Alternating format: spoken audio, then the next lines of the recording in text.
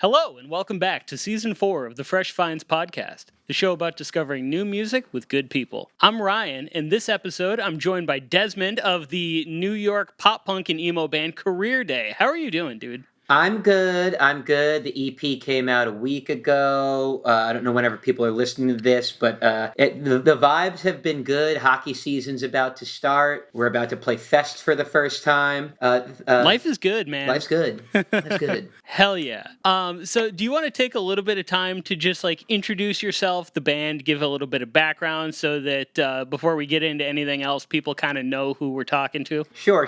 Okay, so my name is Desmond, he, him pronouns. Career Day is a project that, while there is a 2018 demo, that's an entirely different lineup other than myself, so really kind of started with Jacob and I, our guitarist, linking up in 2019. Just he posted something on I think it was a Facebook page, which is, that really dates it. On a Long Island emo Facebook page, and it was just just graduated Hell college. Yeah. Just graduate college. These are my influences, blah, blah, blah. But the main thing was he was just looking to write music with people. And I was awesome. Because I love writing songs with people because I like writing lyrics. I like playing around melodies, but I can't play a damn thing. So it's nice. I like the energy of creating with people. That was something I didn't even realize until I started stalking your Instagram a little bit, looking for background info. I, for some reason, thought that you played guitar as well as sang. I didn't realize that you were purely just a vocalist in this project. Yeah, no, guitar, man. If the pandemic, that was the time you were going to try things, and if they really didn't take, that was never going to happen. And that was maybe the third time I tried with guitar, and I was all right, this is just a necklace for me. After about a week, I was this is just a necklace, a big wooden necklace. But that's way too heavy. So, and at the time, I was working at the ACLU of New York in the Nassau County chapter on Long Island. So it's the American Civil Liberties Union, a lot of civil rights and civil liberties, lobbying and rallies and things of that nature. And I very much, from working on the ground and making a lot of friends in advocacy spaces, I was very frustrated by the lack of any sort of dedicated social conscientiousness in the scene, at least within the type of music that I like the most, which is pop punk and emo. And sure, I very much wanted to in my head, I'm all right, man, it's hard. When you're, playing in bands, when you're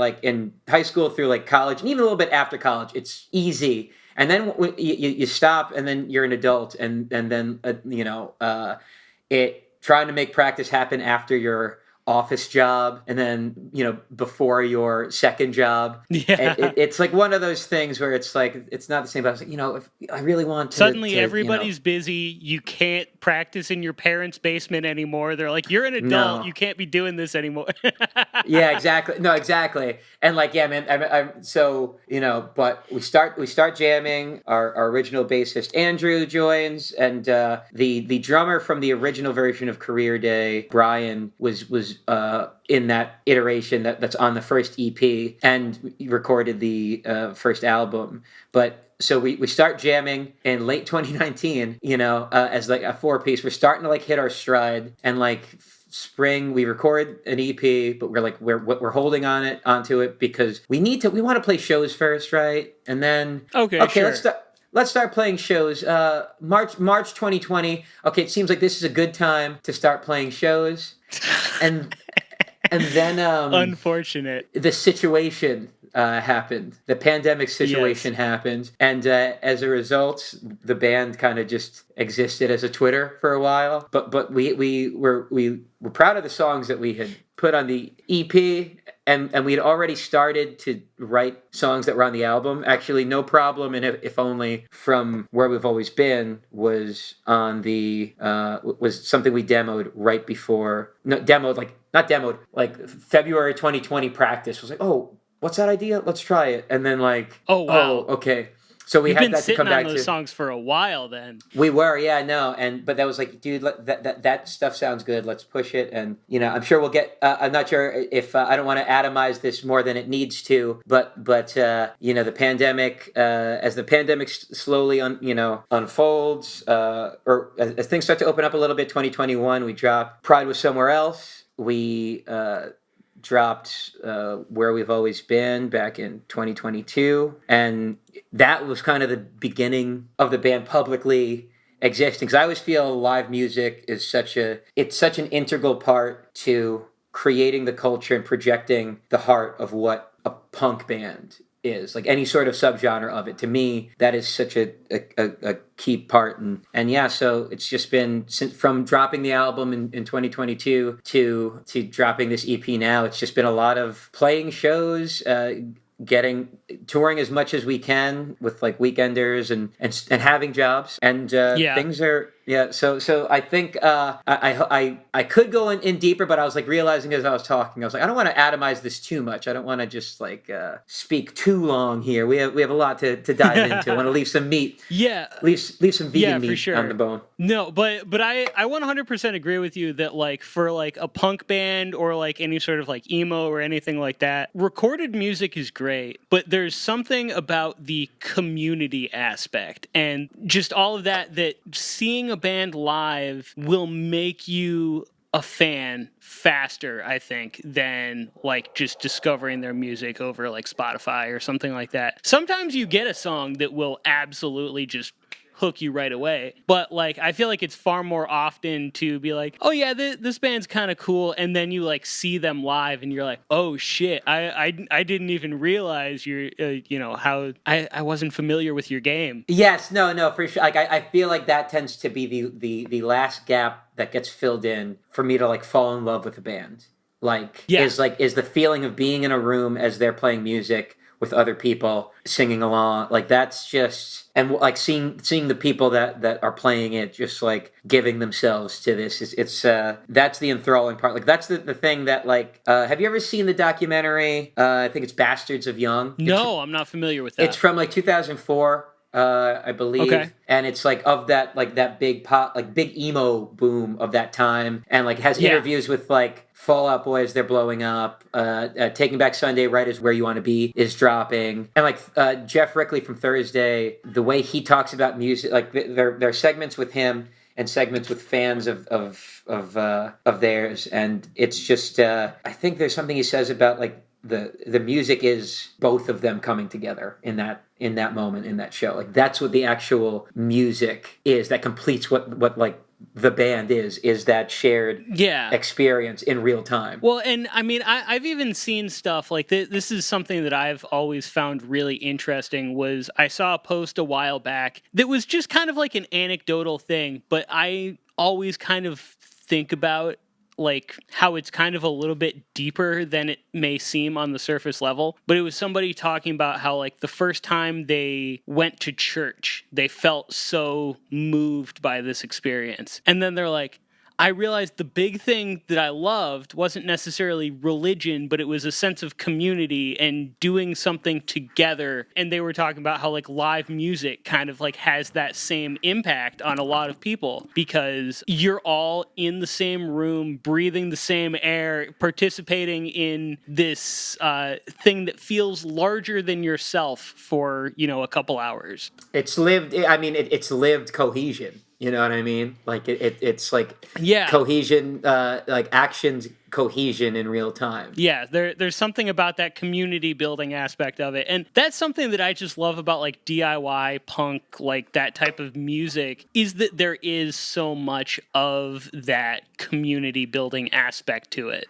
Yeah, no. It's, I mean, to me, there's a lot of baggage with Warped Tour, obviously. Yeah. But so many of my memories of like the way you talk about like being at Warped Tour for the first time, like 15 years old, and just like seeing like the starting line and like and Motion City, seeing Motion City soundtrack like months after Commit This to Memory came out, like a month and a half after Commit This to Memory came out. It's just like such a like on this small like Ernie Ball size stage, like it's such a formative memory of like I'm not even registering this as a small stage. I'm just it's hitting me so deeply that I'm almost like depersonalized. You know what I mean? Like I'm not. Yeah. It's the out of body experience. You know? No, 100%.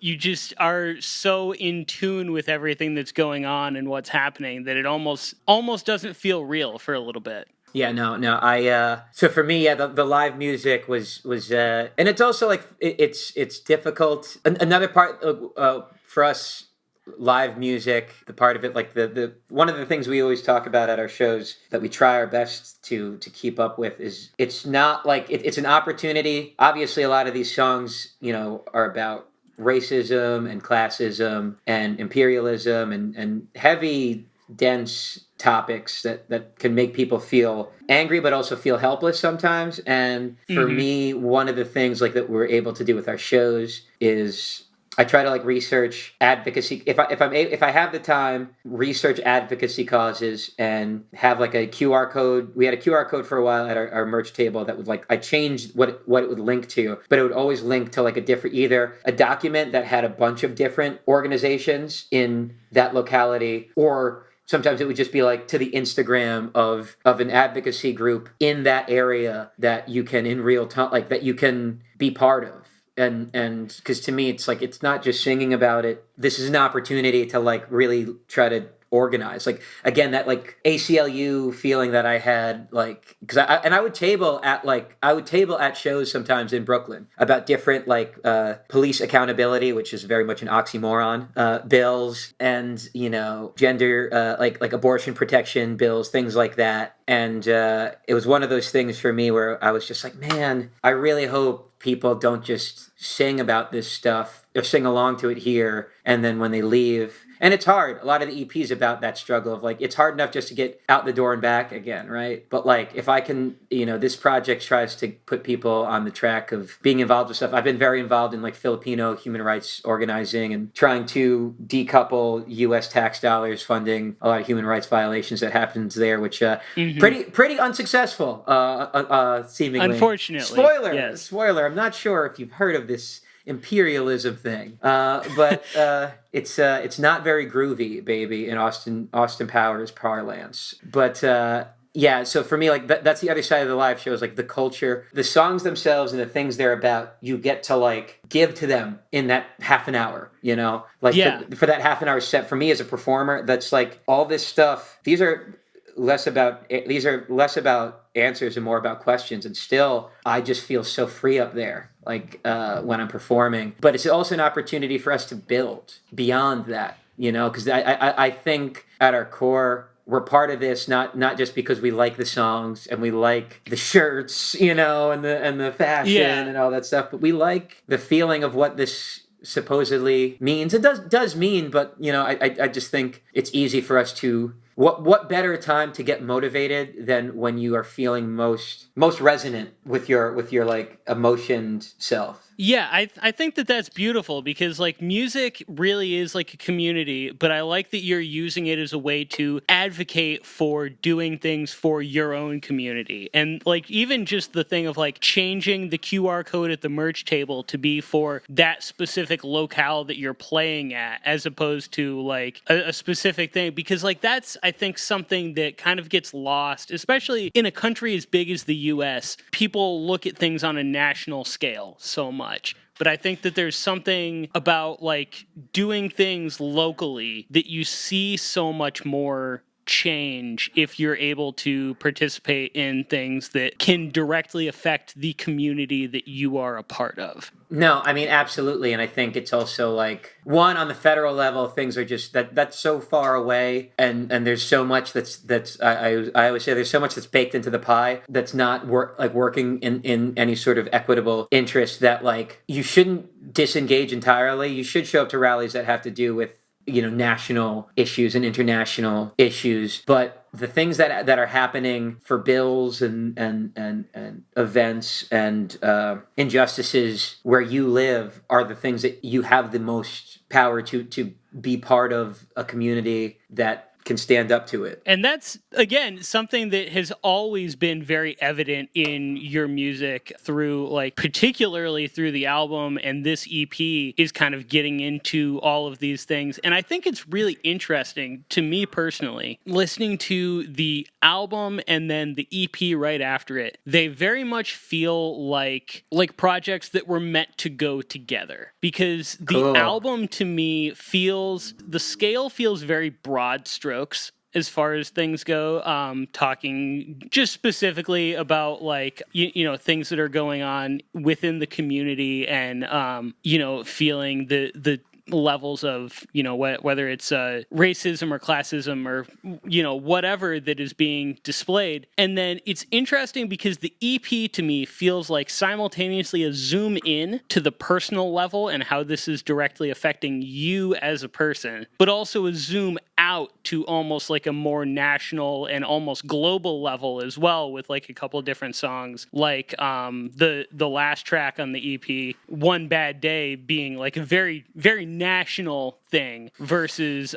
Rumors of My Wellness, which is very personal. Yeah, no, I mean, and that, thank you. And it's also really cool that you feel that way, because the EP is our first set of recordings with our drummer Ryan and our bassist Robbie. So we did have a lineup change over the course of between recordings, and but there was a desire to have a thematic type of, see, because it's one of those things, like, as a songwriter, inherently it's going to be a sequel, because I have more life that has happened since then, you know. For like, sure. You know what I mean? Because very, very much a lot of this is probably, like, you know, at least in some way autobiographical, because it's all about lived experience. For sure. And but no, that's for me, a lot of that comes from, so I got married back in May, and actually we got engaged, I think, a month before the album dropped. So, like, kind of the course of, like, this cycle was like, okay, as engaged, and we got married 2 months after recording finished. So, like, when it came to writing, as we're writing the EP, I'm simultaneously just thinking about the long scope of my life, and what I want it to mean, and who I want to be. And it lent itself towards, like, a big thing that I've wrestled with, and big thing that I wrestled with between the album and the EP was, how do you preserve yourself on a functional level, and doing dignity and justice to the people that you love and care about in your personal life? How do you balance that with fighting all these just fights, existentially, societally, that deep down, you know, probably aren't going to materially resolve in your lifetime, if ever? They're, like, definitely not going to resolve in your lifetime, if ever. How do you not lose the passion to stay involved, not get so disheartened by it that you lose your lose, like, essentially your life, you give, the life that you give and are supposed to be sharing and have and build with people. So for me, that very much was like, I had to take a little break from organizing as intensely as I did, just because, like, we groups I lobbied with got to the international bills, lobbying to House of Foreign Affairs, you know, representatives that are in New York that were we're Democrats, so they're sympathetic, but, like, they're all they're all, you know, sponsored by the military industrial complex, and, like, being told directly that this bill, the Philippine Human Rights Act, that would call for an end to tax dollars that go to the Philippines that get used on weaponry that is supposed to be for the war against China, but then get used on poor Filipino people on the streets there. Like, being told that we're not even going to bring that to the floor for a discussion. And just straight up, we're not going to stop. There's nothing you can do about it. Well, they said we're going to, you know, pursue other diplomatic means, and it's like,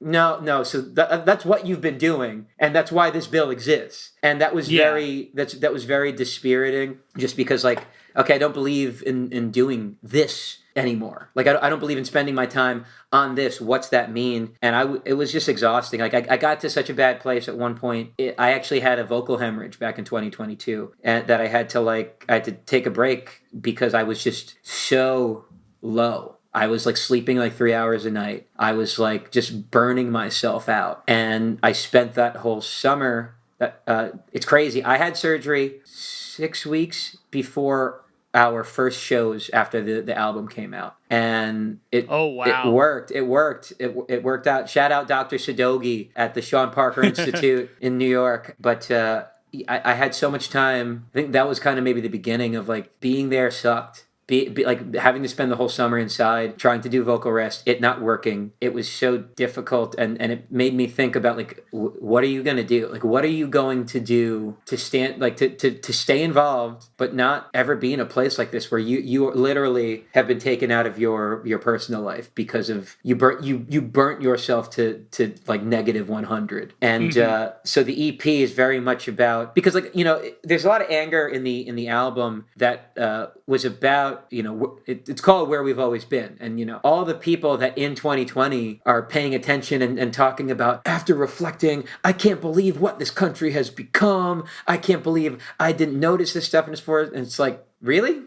You didn't notice this? Yeah. You were active, like, and it's one of those things where maybe you don't need to keep talking about how new this is for you, and you should just keep like engaging it with it, and you better not stop when things reopen. And sure enough, they do. And there's part of me that is upset about that, still is, but like at the end of the day, it is difficult. The fact that you cannot elected officials have office hours only during the week, during work hours. So constituents can't lobby against them in a regular fashion unless they take off from work. Because everybody's got to be at work. Yeah, exactly. No. It's built inherently against that. So it's like, for me, a lot of reflection on like, okay, so what do we do? Like what do I do to get through and stay in it? I actually there's a friend of mine, Joe, that runs like a after school program in Indiana. That's a wrestling program, and it's like Ruby Red, obviously it's Indiana, and he talks about how like he does it just so that the kids know, because and he says a lot of them will kind of have that like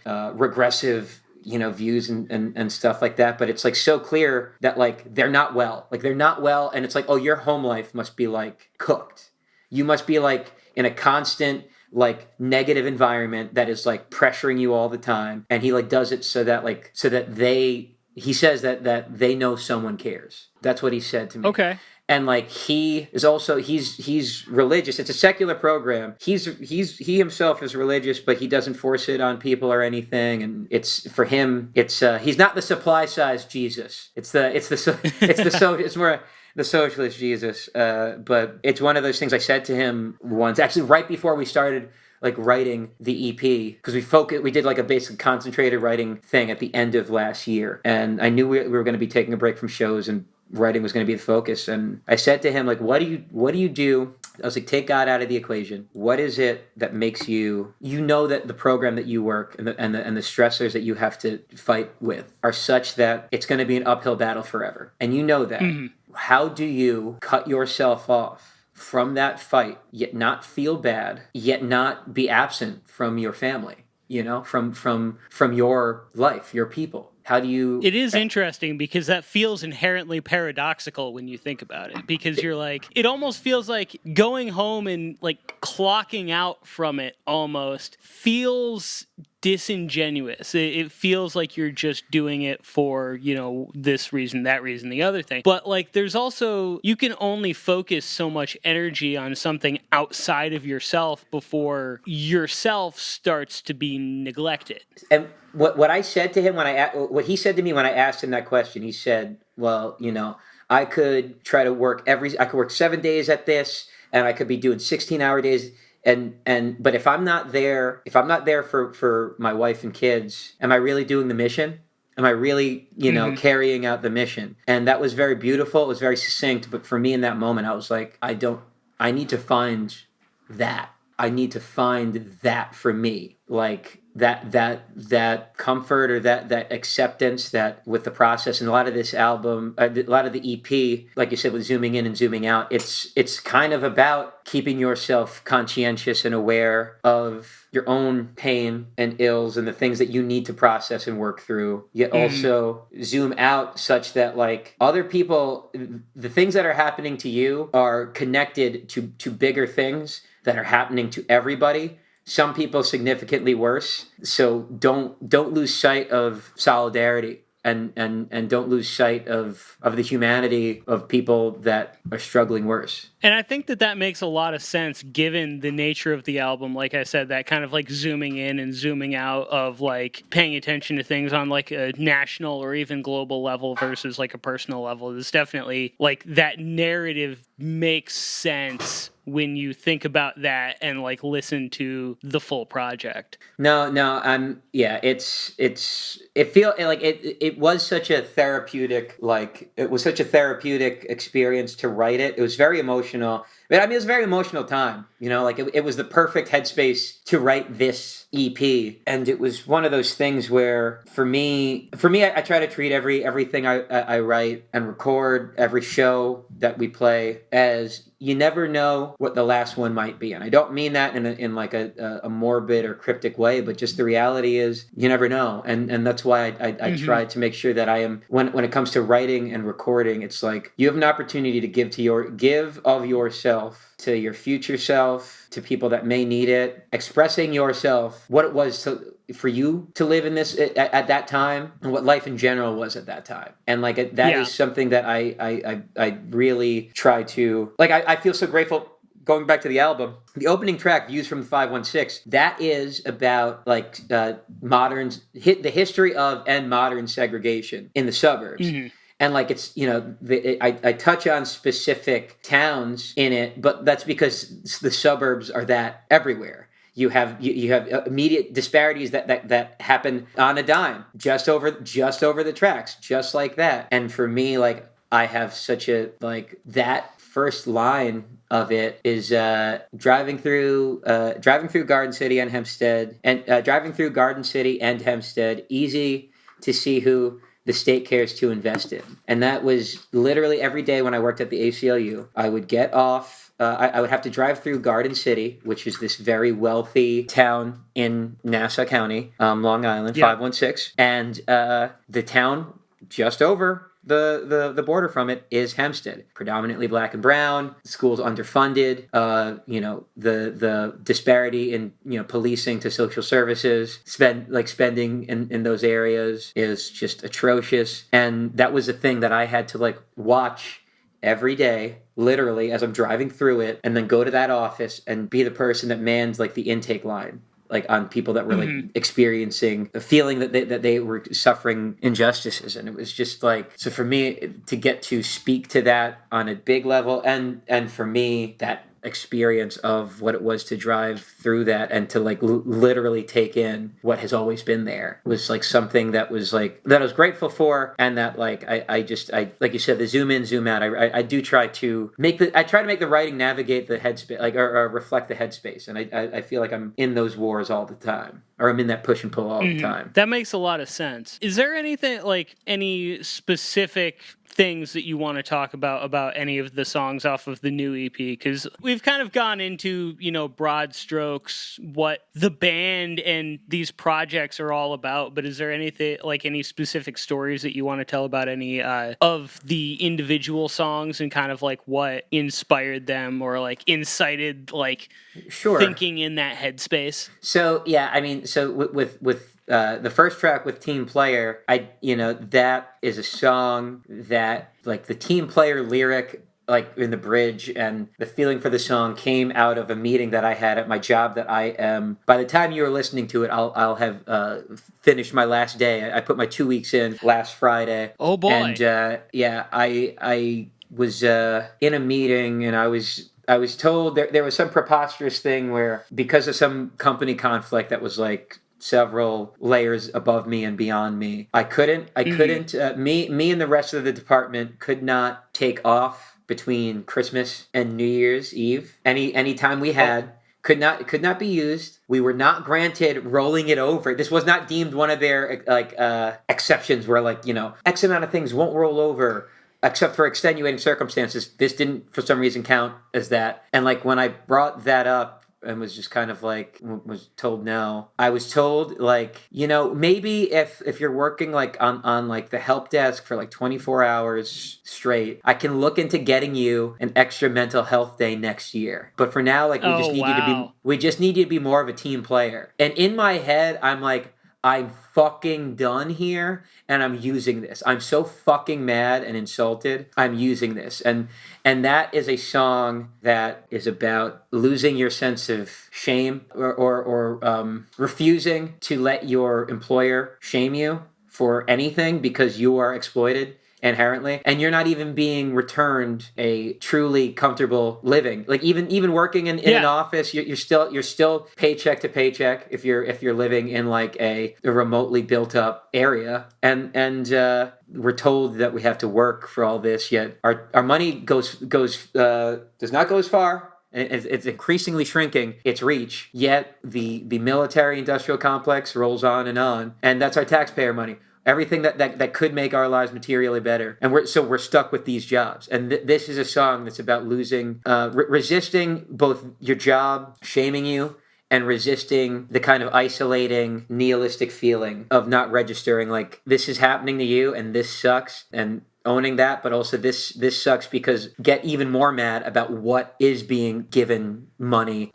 What's being prioritized over the people in your community or yourself or the people in your country. So and it's like and it's like I feel like when you talk about that talking point, sometimes people are like, no, the problem is that it's inherently morally wrong, and it's like, no, I know that. That's part of why I'm mad about it. I'm mad that it's wrong to do it all, and the fact that like I'm being as if I don't see that because you're telling me that money is a given. That money that goes to those forces is a given, and it has to. And whereas we have to just meagerly vote for the smallest of breadcrumbs.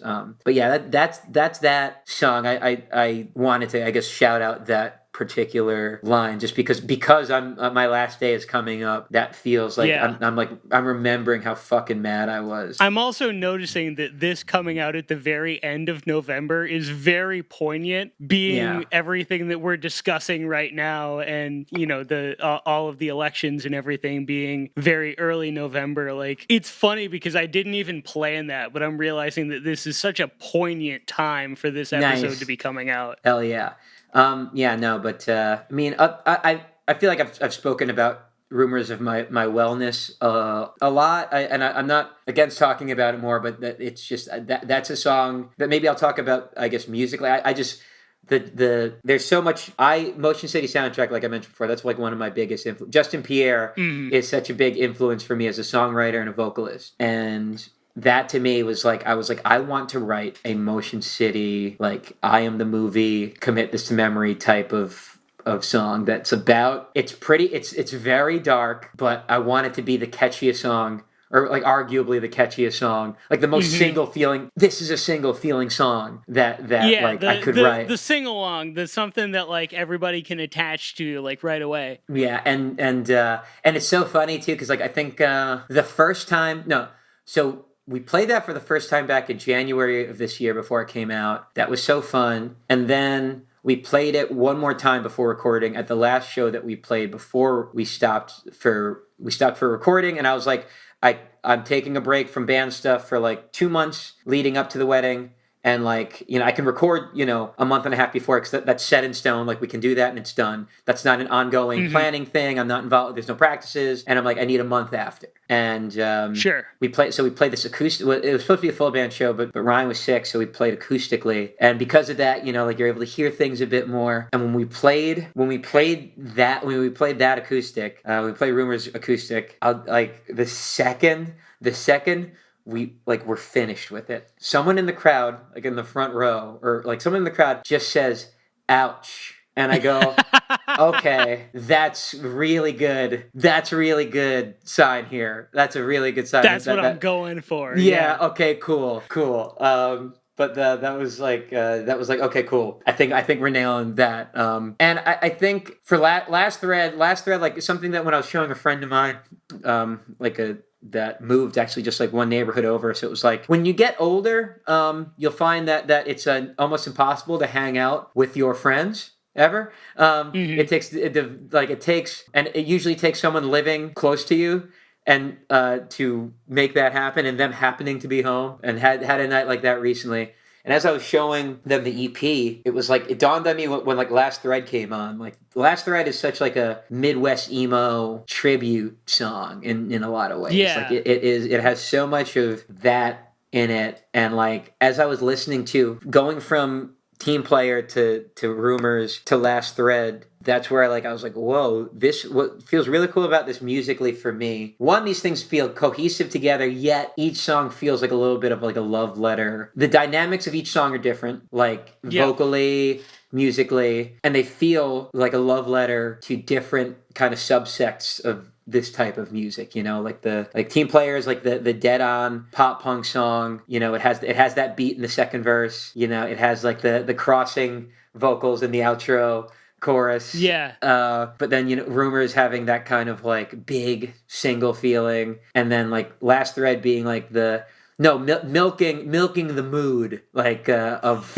a side of this music, like Braid, like both old and new. Like Transit is like it kicking in with the drums and that guitar part is just like so Transit tribute-y.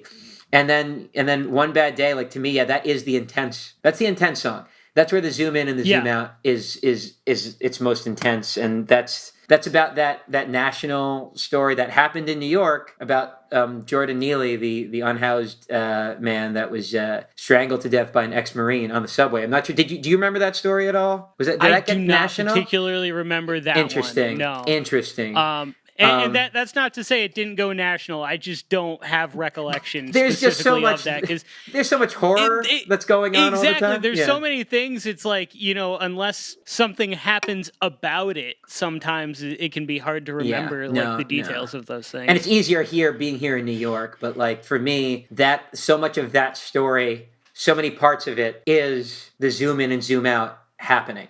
You know what I mean? This is the failure of our social security net, just the inevitable end of privatization of mental health services, of the housing industry, the military industrial complex, making this guy making the killer, people having to witness this on the subway on the way to work, and just happen upon go about their day. And you're just expected to not think anything about it. You're like, this was just a normal day on the subway, and you're like, what? Regularly here in New York, you're waiting for the train, you're waiting for the subway. It's like, okay, now it's like 10 minutes, still no subway, and you're like, okay, something's gone on, and then you hear an announcement like, sorry, due to individual hit by car, we have delays in both directions on this train, and you're just standing there. You're just standing there and having to text your boss that you're running late because someone got hit by a train, because someone threw themselves in front of a train. But you'll be there half an hour later. It's so one it's of those. It's the mundanity of meeting the horror of it at the same time, and the weird disconnect there. And I get that for sure. And about not losing the sight of you are so much closer to being impoverished than you are to have a posh lifestyle, to ever climb up. What's the exact line there? In the second verse. Yeah. Find the streets are closer than the suites. Yeah. It's to me, it's about especially as a Filipino, Manila has 4 million homeless people, 4 million, and for me, it's the way people talk about homelessness is disturbing, and so a song that kind of was built around an event where after it happens, all I hear is discourse about well, did he have a record? Did this? Did that? All this other stuff. And it's that's not how we're supposed to. That's not how we should react to these things. That's not how this is supposed to go at all. And so that's why it was nice to have that as the last track. I actually the people always talk. The people that listen to that song hit me up about the real anguished vocal in the bridge when it cuts out. And that was a mix of me trying to do justice to the used Thursday Taking Back OG Taking Back Sunday type of like scream. And it was easy, but it was easy to key in on one, because of the anguish inherent to these songs. Two, because it was the last song we recorded. And three, because I was in immense physical pain because I pulled a muscle in my back playing hockey the weekend before, and I played goalie in hockey. I played growing up. Now, as an adult, it's just something that I play. Well, was something that I was playing every weekend or every other weekend, just like pickup games here and there. Playing goalie, it's much harder on your hips and knees and everything. Oh yeah. But like it was like a week before recording, and I'm playing because I'm thinking like I want to play.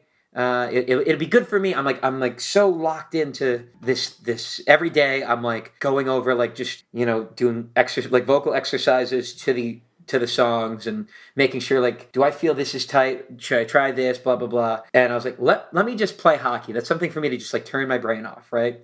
It'll be good to get some exercise, kind of exactly. physical exertion. Yeah, Yes. And like I'm playing goalie, and like I love to like play like in a very like acrobatic style, and like I'm playing, there's a rebound, like it's right there, a guy is going for the puck, and I dive because I think I'm gonna get to it first, and I dive forward for it because it's in front of me, and he had a longer reach than I anticipated, so he got it, pulled it back. And like as he like pulled it back, I tried to like kick my legs over my back, and I didn't get the puck, and I just instantly just feel my ribs hurt like fucking hell, and that's what I was like keyed in on. But like it was a pain that like wrapped around, and I assumed like it's all connected. Maybe it's a wrapping pain or something. We have our last practice before recording a couple nights later. The rib, I'm still thinking this is a rib thing, and like I'm like, just give me a second. I need to like loosen up a bit. This pain is just. Yeah, just my ribs, inherently with breathing, it hurts. And then like the morning, we recorded from a Thursday through Sunday. I couldn't be there for the Thursday, and that was just drums and most of bass. But I was able to take off Friday, and I drove Jacob and Robbie all the way out to Long Island in Amityville, Suffolk County. And like, but when I wake up, I'm just like, oh no, moving hurts, breathing hurts. Sneezing hurts. Oh God.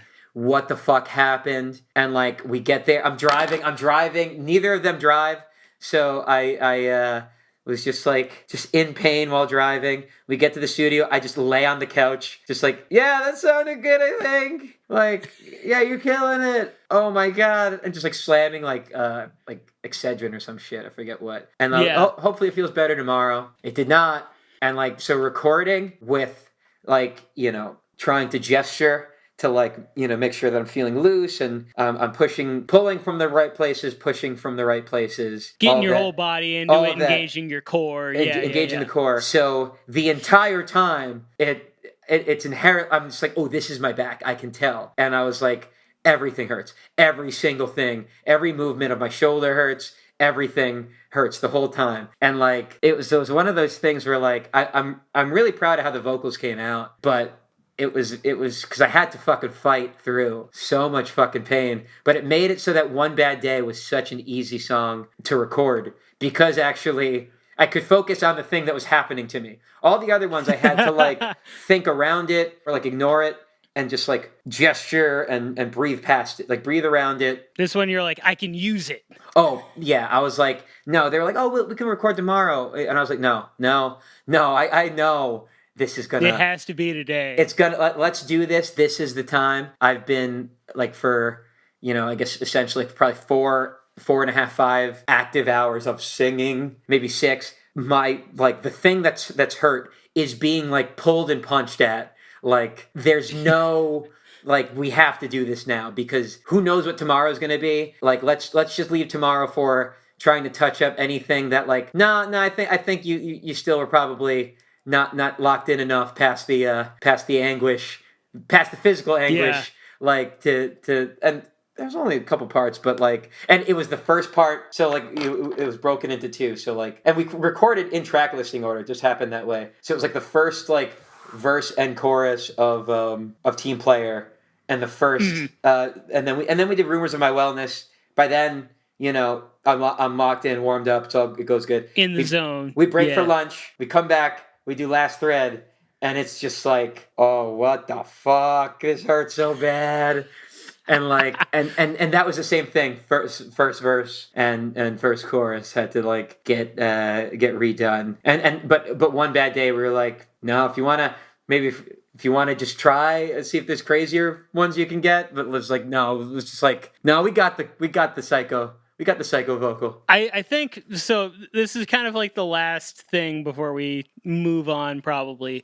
But I think that is something that I've found interesting about this project, and you've kind of mentioned a little bit, like on Twitter and things like that as well. Is that the album Where We've Always Been feels a lot more pop punk, whereas the EP feels a lot more emo inspired, and just like musically, it feels like you're pulling on slightly different influences. It still sounds like Career Day, but it sounds like you've got different things going on in it, which I think is really, really neat and like keeps everything sounding really fresh. Yeah, no, and I think thank you. I think it's in part that like inherently, you know, it was a more introspective. The lyrics are more introspective, and we wrote the music. Like Jacob had the ideas that you know we would kick around and like here and there while practicing. Practicing was mostly just getting ready for sets and stuff like that.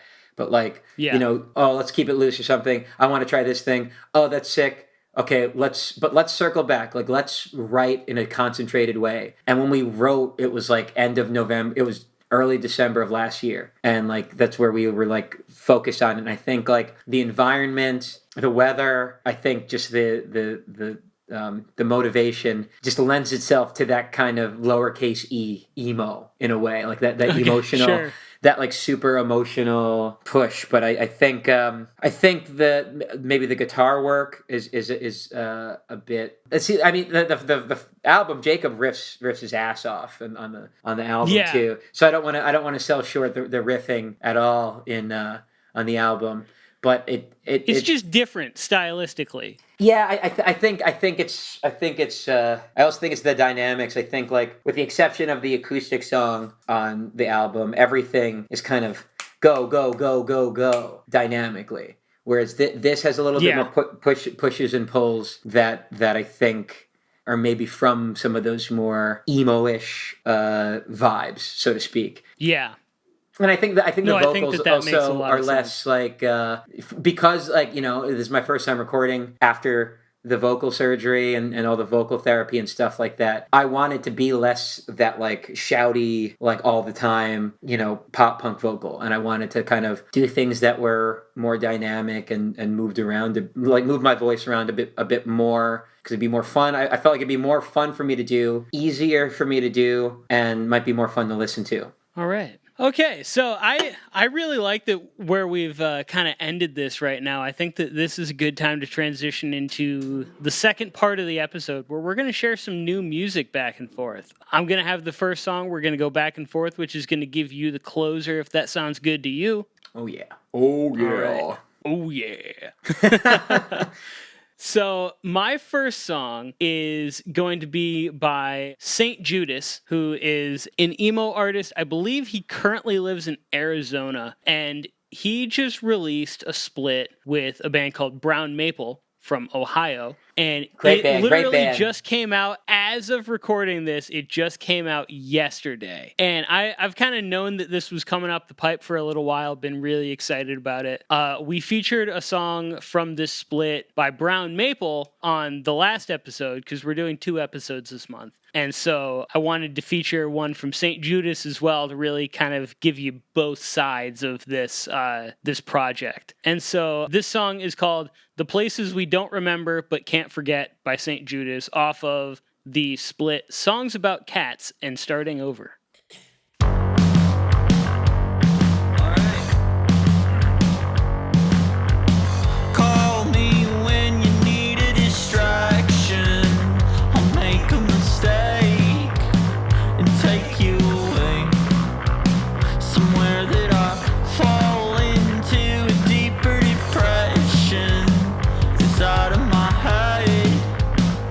Don't really care.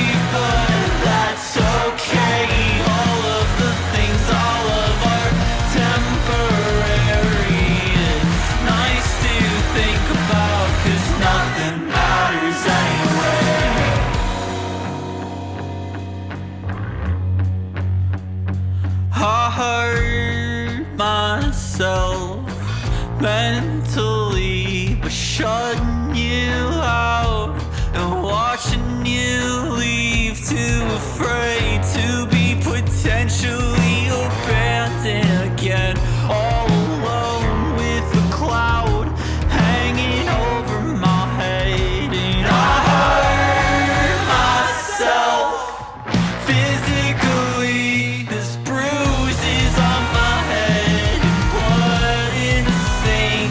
I'm a washed up excuse for always letting you down, a fucking waste of your time. You should know better by now, 'cause I tried killing myself, but I didn't succeed. Woke up to the sound of hospital TVs. What's the point of fucking trying it all? Let's hope for something better to do than starting over again. Dude, I absolutely love that song. And like, I think it's really cool seeing St. Judas start to do a little bit more like electric full band type of stuff. Are you familiar with his music at all? I feel like I've seen the name plenty, but I've only heard great things. Yeah. So the last EP was like they had, or was it an album? I think it was just an EP, but I need to check to be sure before I just say anything as facts. Yeah, it was an EP called Poignant. But that was an EP called A Terrible Year that came out in January of 2022. And it was a lot more like kind of acoustic leaning type of stuff. He still does full band things, but this particular song I feel like is a lot more leaning into kind of electric guitar type of territory, especially with that bass tone, which I think is a really cool development for his sound. No, that I mean that ripped, and you said that's off of Split with Brown Maple. Yeah, Brown Maple rips. When we played Bowling Green last summer, they played, and the energy was like. The energy was unreal. Like that was a nice, all sorts of talk about Howard's with Fochella, and like that was like a like seeing them play that night. And they're a pretty good turnout, but it made me think like, oh man, Fochella must be nuts. I got to go to Fochella this year. It was absolutely crazy. And I actually saw Brown Maple. I saw Brown Maple with Cinema Stare, who you guys recently did a little weekender with a little while ago. And that was when I found out about this project happening. I was talking to them at the merch table and they told me about it. Well, funny you mentioned Cinema Stare, because if it's my turn to go. Well, I think that we can discuss this song a little bit, but I do think that that'll be a good transition. No worries. Oh no, okay, yeah. My bad. Sorry. My apologies. No. You're good. I think that this song, and especially St. Judas, I think is kind of, to me, like capital E emo, where it gets a lot of like, there is that emotional, especially in his vocal stylings. Like, I mean, you listen to this song, you can feel the tension in his voice. It's like there was a vibe, like, I don't know. There was almost this sense of like Kevin Devine-ish, like songwriter type of like heart to like that track that I felt. Like, yeah, obviously it's this big, has affects of it of emo and punk, but like the headspace of it was just like, I don't know. It was that they have a really cool sound. Yeah, and to me specifically, the one line that sticks out is. I tried to kill myself, but I didn't succeed. I woke up to the sound of hospital TVs. Like, every time I hear that line, like, it's just fucking gut-wrenching, dude. That hurts. Yeah, no, I mean, I definitely have to check out more of them now. So that's off of a Split. Are they playing shows anytime soon? Do you know? So I know that St. Judas is going on tour over the next month. And unless they do something local in Ohio, as far as I've seen, I don't think that Brown Maple is a part of that. I remember seeing that they're going to be playing with Joe Howland in Pennsylvania, which is super cool because that dude has been, around forever and kind of started just playing shows this year. So that's really cool that he's gotten on that bill, and especially because they're like such good homies, Well, it's funny that, like, to that point, it's Joe. Yeah, I feel like Joe has been. I've seen Joe just in the Twitter, in the DIY cinematic universe. Yeah. Like Saint Judas is one of, like, again, it's one of those names that, like, feels like I've heard it very esteemed, and I hear why, obviously. And you mentioning them playing with Joe is just like, oh, okay, cool. Like, the people that, like, it's nice to know, like, oh, I'm glad they're together type of thing. You know what I mean? Like, seeing them, like, link up, I'm like, that's going to be fun. You can, like, that's really cool. I mean, that's part of why you do all this stuff, to, like, I'm hopefully when we roll through in November, I see you in Michigan. Like, the hanging out so IRL is so fun. Like, I don't know, it's nice, but no, I mean, to bring it back to St. Judas, that to your point, so you said that they mostly have not been more full band oriented. So it's been kind of full band type of stuff. It's kind of a confusing history a little bit, but it's largely been kind of like acoustic type of stuff. If you want to get a little bit more of a vibe of that, the other song that he did for this split, which is called, if I can pull it up, Still Growing, is a lot more of like the vibe of his other stuff, which is largely acoustic guitar driven. And then there is like guitar and bass, but it's not quite as prominent. Maybe they're there, but like it feels like the guitar and bass have more personality on this type of stuff. It feels like they pull their weight a little bit more, if that makes sense. No, and I mean the way the dynamic that you're describing is interesting in that, like, I mentioned Kevin Devine, but I think another thing that, like, is perhaps, like, closer in genre similarity is damn it, I just lost it. My brain. Okay. To me, it's almost like, there it is. It's almost as if, because as I was saying it, then I was like, ooh, there's another one. Okay, sure. So I feel like it's almost like full band Dashboard Confessional, but written, like, the lyrics are very, like, balanced and composure-y. Okay. Yeah. Like, that's kind of the energy that, like, I like, obviously more upbeat punk-ish inspired Dashboard, but, like, the heartfelt resonance with, like, that that, like, balance and composure type, like, damn lyrics, like, oh, I'm gonna have to sit down for a minute, hold on. The meme of the fast food worker that's just, like, sitting down after the shift, like, looking down, like, that's the energy. Just like, fuck. Yeah. Yeah. Just to hype up this project, like, a little bit more, this was the song that he specifically chose that he wanted to have featured on the episode, because I asked him, like, you've got 2 songs on here, which one would you prefer? And I think that because this is more kind of like leaning in a new direction, I think that that's why he chose it. But the other song is definitely kind of more of his old style and was a defining song of the set that he played at Coachella this year, because he was the last band to play on the side stage, and it was really cool because a lot of it was kind of more of the, like, acoustic type of stuff. And personally, I liked it a lot because you went from, like, a really, like, harder type of, like, punk emo band, and then you kind of got this, which was almost like a chill out type of session before the headliner, which I thought was fantastic as far as pacing, because it was right when I needed a little bit of a break. And that song was like, there is this big sing-along section and everything. I'm sure you can find videos of that song from the set somewhere online, and just absolutely incredible stuff. No, I mean, and when I think about, like, big shows like that, I'm glad that it rocks, just because you always worry about when there's a more acoustic performance, especially amidst, like, a loud show, that people will be talking about that Netflix show that they've been watching or something, chattering rather than paying attention, which is a shame, because to that point, like, it is nice it's nice for your ears, and it's nice for your like your soul to like, okay, there's other ways for us to express ourselves than and with the sing along of that song, like it was really like a like take me to church type of moment, you know. Okay, and yeah. I just absolutely loved it. I thought it was great. I can't say enough good things about St. Judas. Hell yeah. So we had mentioned with the Brown Maple stuff and me having seen them with Cinema Stare, that was such a great transition that was unfortunately a little too early in the conversation. So moving on to that now.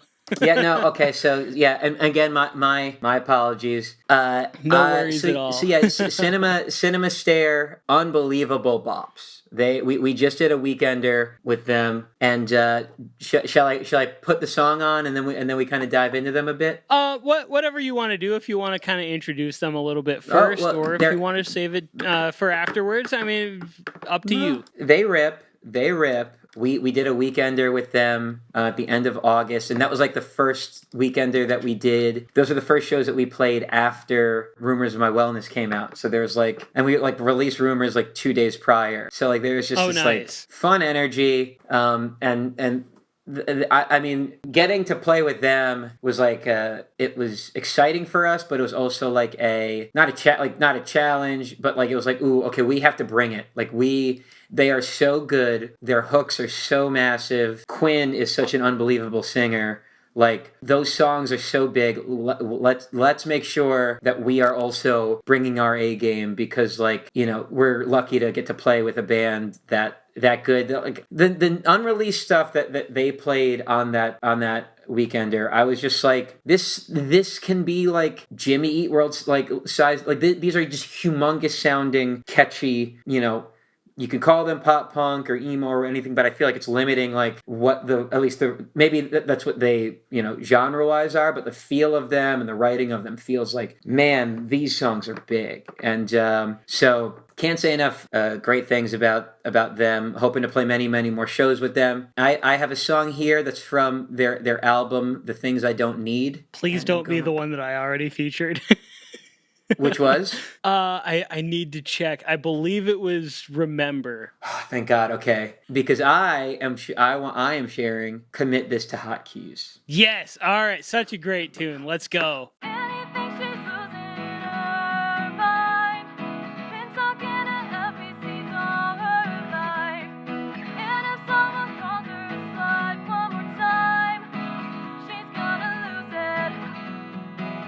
Gonna lose it. Anything she's losing her mind. Been talking to NPCs all her life. And if someone calls her a slut one more time, she's gonna lose it. She's gonna fucking lose it.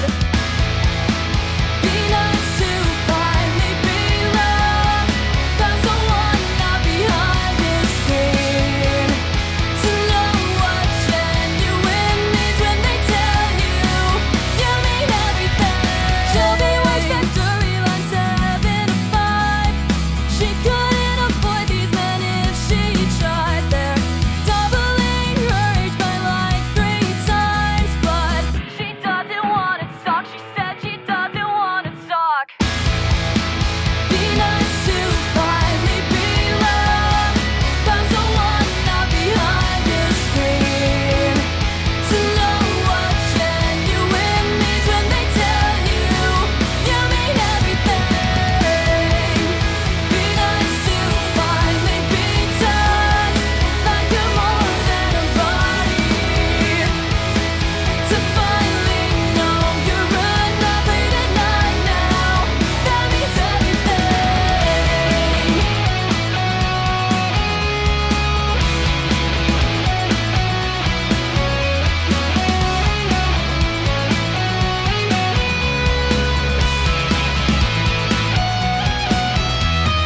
Warren lives in his parents' basement. Says he's such a nice guy to all his friends. Blistering entitlement up to his neck. He couldn't find his spine, couldn't do it if he tried. Be nice to finally be loved. Find someone not behind the screen. To know what genuine means when they tell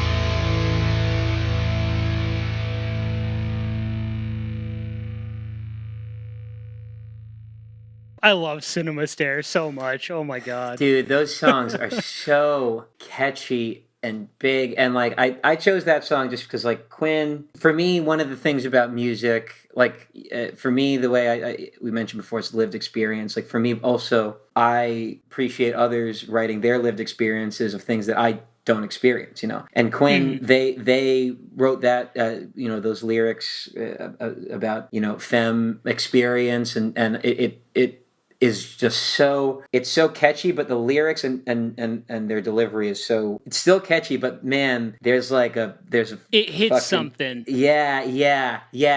There's an anger in it that is lived, you know what I mean? And Oh, 100%. that the storytelling aspect of it is just like is awesome. Like from verse 1 to verse 2, the like verse 2 moving to like the factory, like the fact that the like the working class like environment like that has to like put up with it was just like, I was just like, damn, man, this song is going in. Well, the other thing that I like about it too is I like the use of, because it kind of uses like the gamer archetype as like this type of person that, and like almost anybody who has interacted with this type of person knows who they're talking about. But like the thing that I love is that it even includes like the gamer lingo a little bit of like calling all these other guys NPCs and stuff like Yes. that. There's something that's so clever about using somebody's own lingo against them in a way that like it's not, you're right. it's not cringy. Like there's something about like sometimes if you were to say like NPC like in another song referring to another person, there would be like a cringe factor to that. But I think that because you're like kind of co-opting it and like using it for this like more progressive thing, there's something that's like very like not cringy and very like kind of progressive about it that I really like. Yeah, no, I mean, that was the thing that I was thinking. Like, it when you hear NPC, the first time you hear the song, I remember being like, "Well, wait, was that NPC? Okay, interesting." And then as the song goes on, it's like, okay, the world of this song, it just like, to me, there's ways that like you can write like conversationally or you know, internet speak-y that can be cringe, as you said, but the utilization of it, the performance of it, the totality of the song, the way the chorus just is this like massive release of it's just a like big fuck you, basically. Yeah, like, it's I love awesome. It. Yeah, No, it's and that synth part that comes in, dude. Or I'm not sure if that's a synth or if that's just a lead that comes in during the chorus. I think it's a synth. No. Oh yeah. Yeah, it just makes that like, and I also love that I forgot that it had the little guitar solo section in the bridge. Well, and that's one of the things that I kind of love about Cinema Stare is I feel like they're taking kind of like a classic sound and putting a new spin on it. Yep. Like it doesn't happen a ton for me. I feel like your album was one, and then this is another one that like it doesn't happen a ton for me, but it's like the first time I listen to it, I'm like, all right, I'm hooked. This is new. This is like a new take on like kind of an old school sound. And there's something about that I find very compelling. And like, I remember specifically the first time I listened to Cinema Stare because I was staying at a buddy's house, like over the weekend. We were hanging out. I think we went to a show or something like that on Friday. And then I just spent the weekend at their place. And I was up before them just hanging out in the living room. I saw on Twitter somebody mentioned something about the Cinema Stare album. And I was like, that sounds cool. I'm going to check this out. And it was like immediately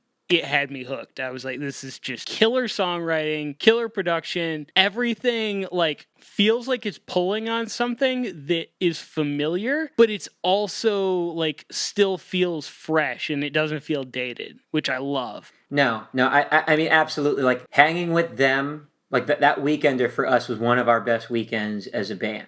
Just by virtue of playing with them and the feeling of playing with a band that good and like listening to them, it was just one of those things like, you know, that I had as a performer was having a feeling from a different angle perhaps of that communal Warped Tour type of like feeling of like, man, this like shared energy and experience and just like I can't wait to see that band again. I can't wait to see that band again. And like You're like, I get to see them the whole weekend. This is incredible. And we played and stayed at Austin's the Sunday of which, boy, that day was it's a bit hazy. It's a bit hazy leading up to the. I remember watching AEW All In the kitchen and hyperfixating on it for various reasons and. Oh boy, but like great people too, you know, like it's the fact that like how big their songs are. Like I said to them, it was great because like Quinn messaged me like I think a day or two after, like, oh, like I think the next day, like, miss you guys so much, and I was like, miss you too. I was like, I just want I want you guys to know that like it is awesome to hear a band that I genuinely think the songs that you're working on and about to put out can be so big. It's nice to know that if they go as far as it feels like they could, that it's happening to really awesome, just down to earth people. Yeah, absolutely. I really wish that I could have that tour would have hit somewhere closer to me, because like getting to see the two of your bands like on the same bill, I feel like would have been it would have felt like I like rebooted or something, you know. We're gonna try. We are going to try because we had so much fun and it felt like there is so much synchronicity there that like we're gonna try to make sure that we're playing shows with each other for a long time. All right. So my next song that I'm gonna feature was a direct submission. This one was submitted through my email. If you are listening and you make music and want to submit it to the podcast for a potential feature on an episode, freshfindspod@gmail.com. This is by a band called Dagwood, and they are from New Haven, Connecticut. So yes. Another kind of, yeah. Yes, they played that show. They played that show. Are you kidding me? They played that show. They ripped. That is incredible. They ripped so hard. I can't wait. What song did... I keep talking about it. I don't want to step on the intro. So, they're awesome. No. Awesome. It's so funny how this is all lining up. This is so perfect. But anyway, they sent me their whole EP early via email, and this was probably my favorite track off of the EP, Pollyanna Visions, which came out on September 3rd. This is probably my favorite song, which is the closing track called Left the Place a Mess.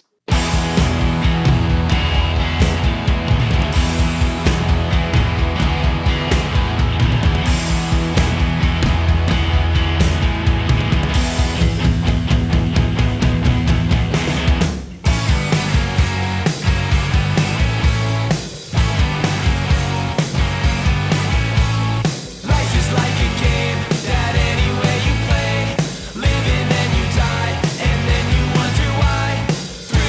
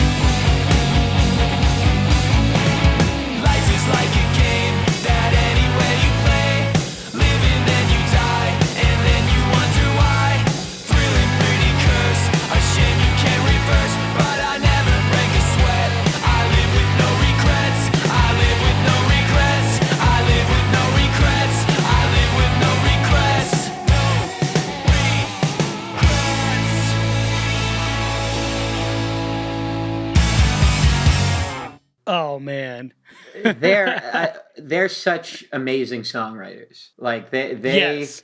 they are just incredible songwriters. Like, to me, it feels like a band that, like, it just dawned on me because they're a band that they're such good songwriters that I'm like, I sometimes like have trouble placing their sound just because like the Pulling melodies. comparisons can be hard because they sound kind of unique. They sound kind of Yeah. unique, and especially like for the time, because they don't, like, to me, a band that they kind of sound like my like initial like thoughts before, you know, this recent thought that I had just now while listening to them, but in general, like a feeling that I've had about like when listening to them, it feels like if like Blue Album Weezer was written by someone that wasn't was actually like a good you know, heartfelt person, and not like Yeah.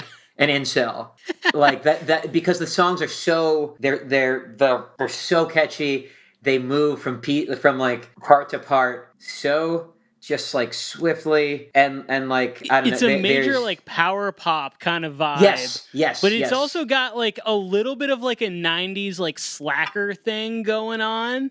yes. Like it almost reminds me. This might be a weird comparison to pull, but it's like the first thing that popped into my mind when I was thinking about it. I was like, it's almost like if presidents of the United States of America went straight power pop. If that makes sense. I don't know. Okay. Like the sounds that they pull on, that kind of like nostalgia factor, kind of reminds me of something like that. But it also reminds me of like more modern type of power pop type stuff. To your point, like the thing that came to mind, and the similarities are there in some regards. Like, did you listen to Diamond Youth? No, I didn't. But similarly to Diamond see. Youth, it's just like that feels such like unbelievably like written like pop.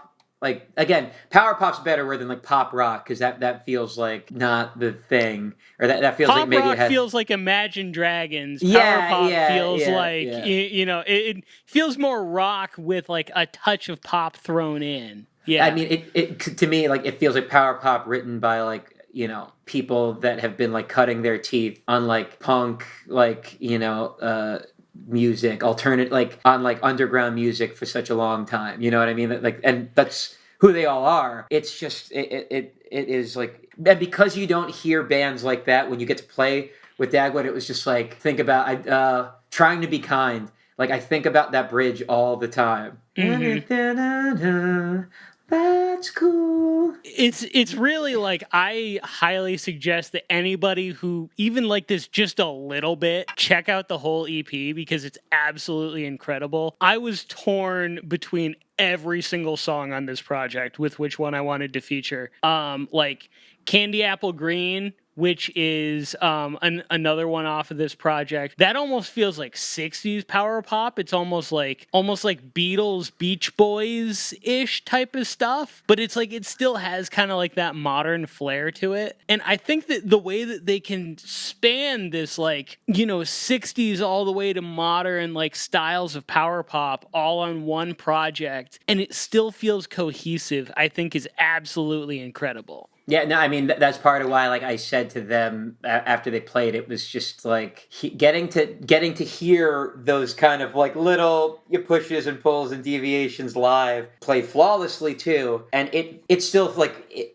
it hit you and like feel the way you feel about listening to like a punk, like a more like, Yeah. I guess like affected, like with more of a punk affect, like you feel the same way to those songs, even though they have that like that Blue Album like catchiness and that like, you know, 90s slackerness to them. Yeah. And like, I mean, honestly, like I said, it's surprising to me for, you've played with them before. Do you have like an idea of kind of like how old these guys are? No, I mean, I feel that they all, as a man in the middle of my 30s, I feel like we both have similar pop culture reference touchstone points. Okay.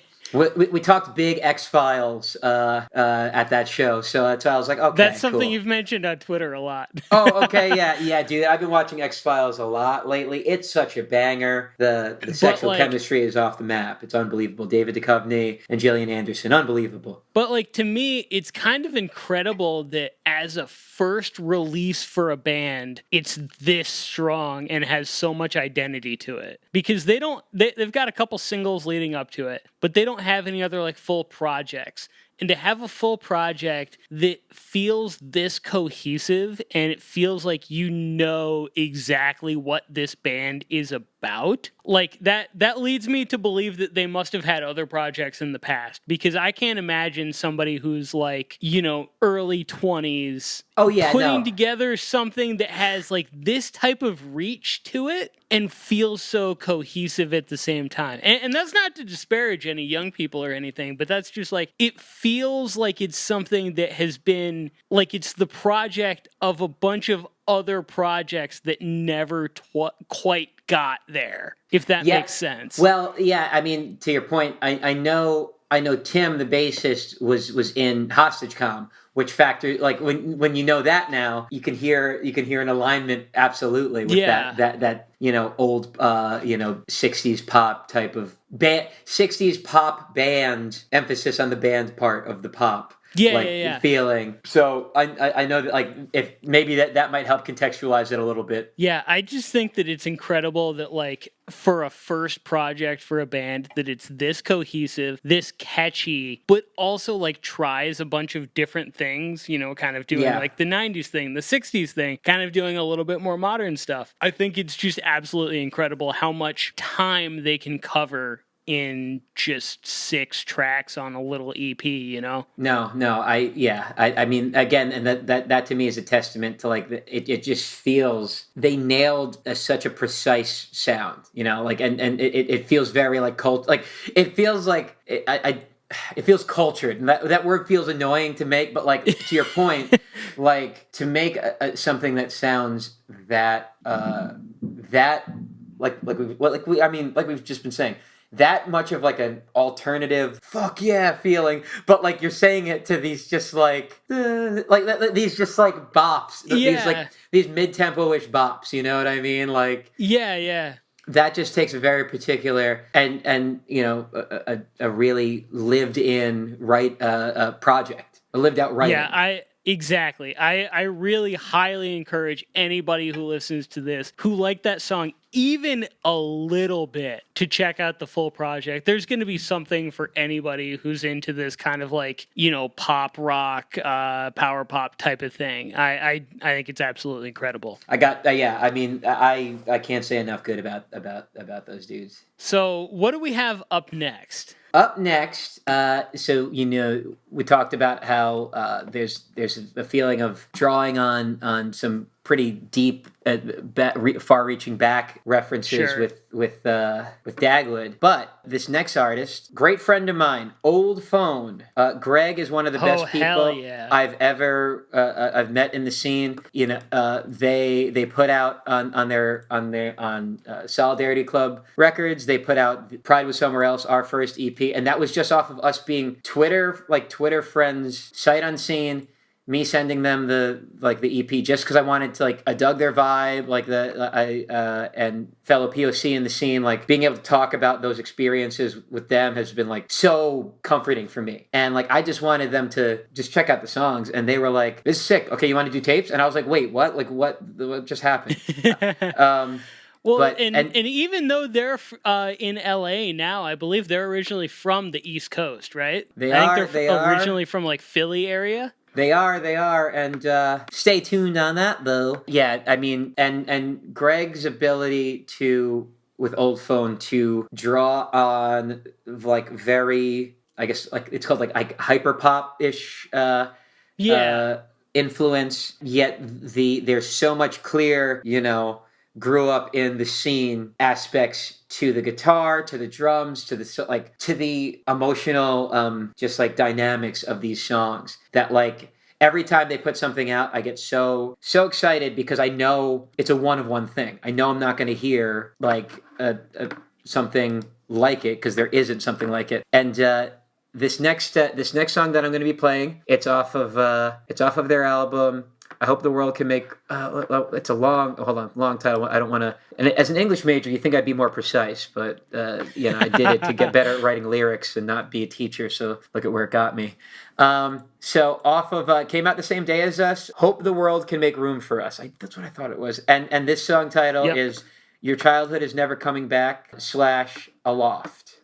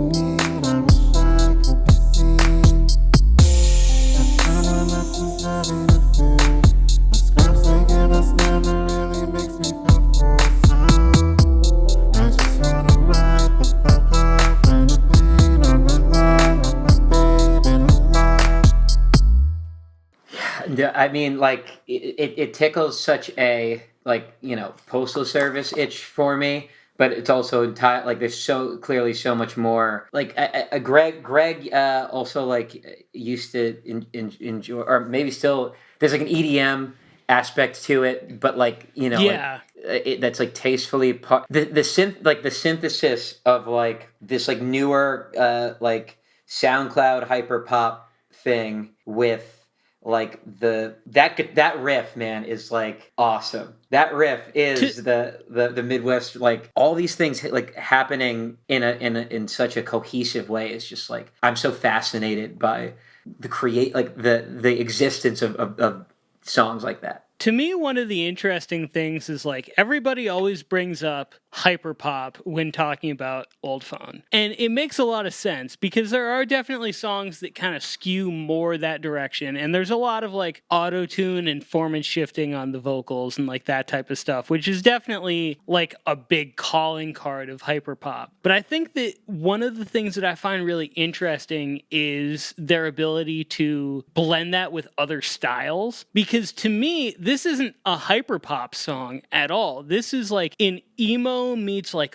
R&B jam type of song that just happens to have like some form and shifting and auto-tune on the vocals. And like they've done stuff where it's like it's basically just a straight up ska song, you know, and doing like the hyper pop vocals, and especially with them teaming up with Eichlers on the production of a lot of their stuff recently, you can hear kind of like those two together, and the way that they kind of like rub off on each other artistically is very interesting to me. If you listen to like both of their projects that have come out this year, you know, this one and what is it called? Ike World, I think, is the new Eichlers project too. You can definitely hear the ways that they've influenced each other in working more closely over the last like year or two. Man, I saw Eichlers. First time I met Greg in person was Eichlers and Greg were here playing a ska show just over in Brooklyn. And nice. Man, it translated so well. And,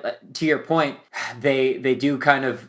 It makes sense they remind me of each other, but also like there's a pride. Greg like puts so much pride into their craft. Like the fact that there's like almost like a signature Old Phone production is like such a like awesome thing that like I feel like you can't overstate. Like to your point, you know, the R&B feel like. Man, once that drum once the beat came in, there was just this like, man, it made me think of like moody drives at night, like just like being engulfed by it rather than like, you know, anything hyper, you know.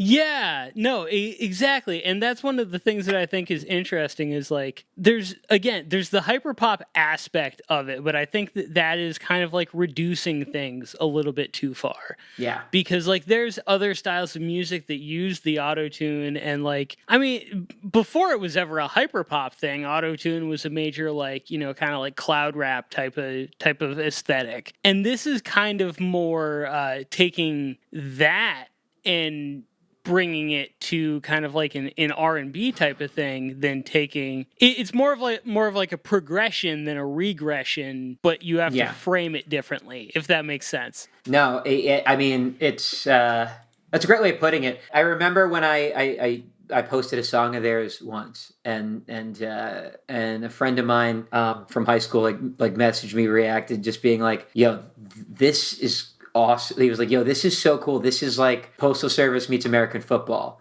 And I was like, damn.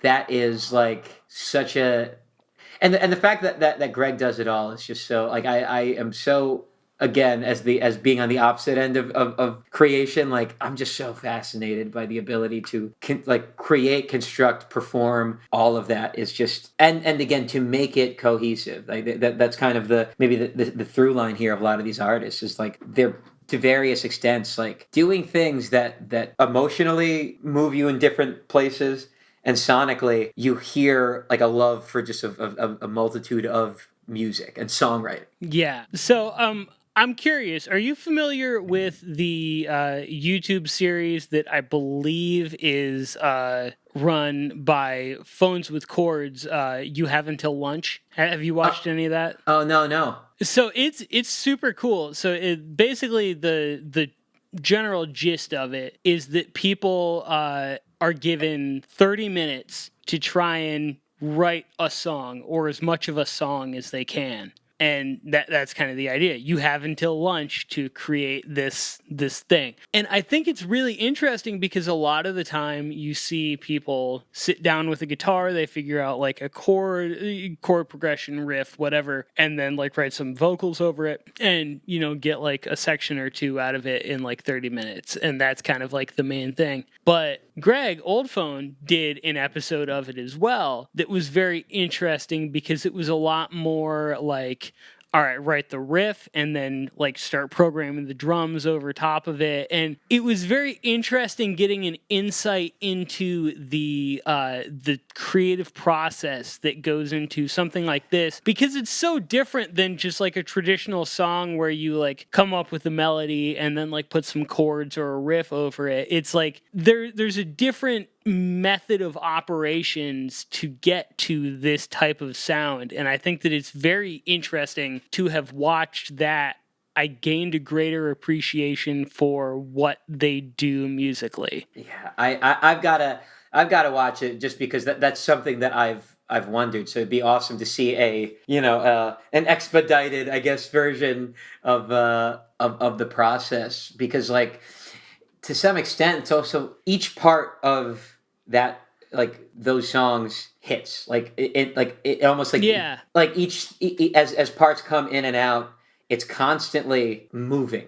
The songs are constantly moving, sonically and emotionally. You're get like certain times the riff hits me, other times it's the beat, like sometimes it's like it's a line that clearly like is delivered right in a space where just in between beats or something that, like, I don't know. Yeah, it's one of a kind, like really one of a kind. No, it's so cool. I think it's absolutely incredible just to watch this type of stuff and just how different it is from so many contemporaries that are doing kind of similar stuff. Like it still holds its own and has like its own niche to it. So my next song that we're going to listen to is from the upcoming album by Thin Air, which is called Breathe and Bleed. And this is another artist that, to me, also from LA, interestingly, and another one that has a very distinct, unique kind of sound to it. So this is actually an album cut, and the album doesn't come out until the 18th of October. So by the time this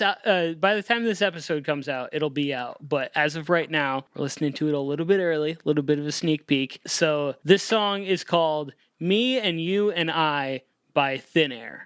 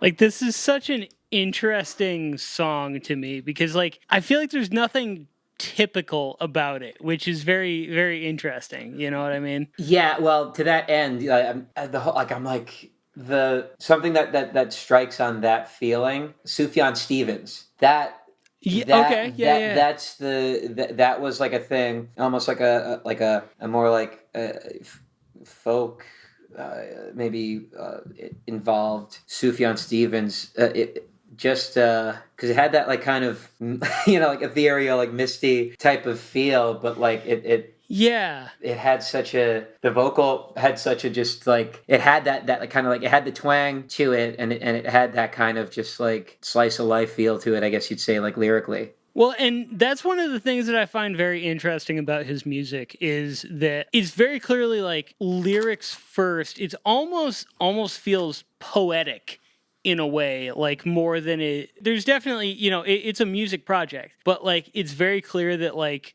the lyrics and the poetry kind of came first, and then everything else is based off of that.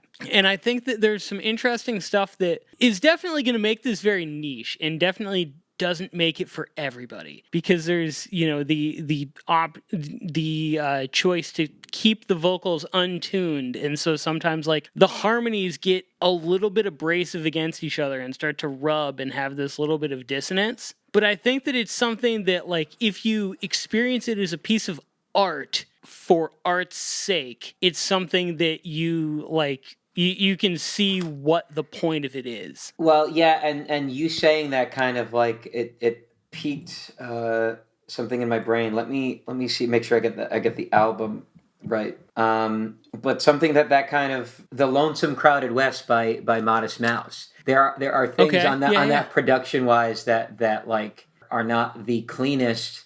And I remember like watching like a documentary on it or a video, and like them talking about how like something would like mess up on like the soundboard or something that would make like it would make this like noise happen at like during random part of the song, like at one during the middle of one song, and the guy was gonna go like producer was gonna change it, and they were like, no, I think that actually fit the part that is doing, it's like doing the thing. It's actually extending the motif. So like there's that aspect of like that like just full on like ownership of like how do you put it out, like almost mapping the listener experience from just such an organic place. Yeah, and I think that kind of goes along with like the slice of life kind of like way that the lyrics are written too, where none of this feels manufactured.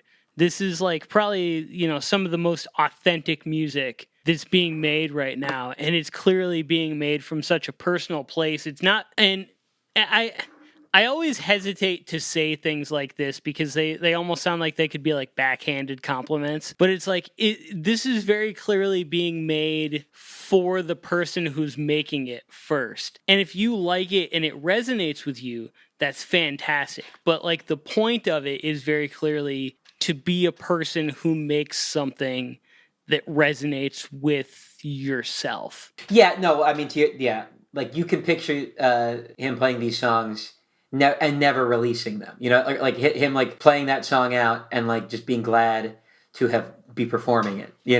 Like it has that kind of natural extension of self that is owned. You know what I mean? But I also love how this song gets into like starts out with this pad that's very like enveloping and like it's like a soft blanket.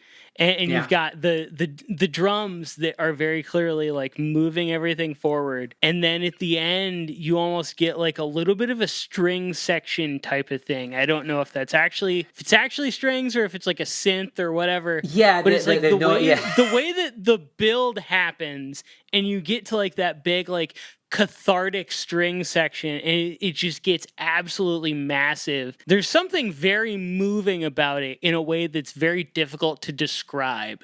I mean, it almost feels like as the ending shot of a movie happens, you know what I mean? Like it's like end credits arrived, type of yeah, thing. like it's arrived type of like yeah. the journey has like not ended, but like you've arrived at the place type of thing. Yeah, it's like I mean, another good way. Like you're driving through the woods and you finally arrive at like the cabin or something like that you're staying at, and you're pulling up the driveway and you're like, oh, this is beautiful. I've never seen anything like this before. You know, there's it's stuff like this that is funny trying to describe it on a podcast, because you get very like everything that you say feels very artsy and nonsensical, but it's like it's also the only way to describe it, and it feels really weird trying to be like, I'm on a thing where you're supposed to talk about things articulately, and it's like you can't really come up with like the exact articulate thing because everything is just vibes. Yeah, no. I mean, but that's kind of the beauty of the scene right now, you know, that there's an artist like that is going and is making noise and getting some love, you know. I think it's absolutely incredible. Like I said, this album will be out by the time the episode comes out, but right now, unreleased. It's going to be out on October 18th, so definitely keep an eye out for that. It's going to be a really interesting release, very, very artistic type stuff. I absolutely love it. No, I can't.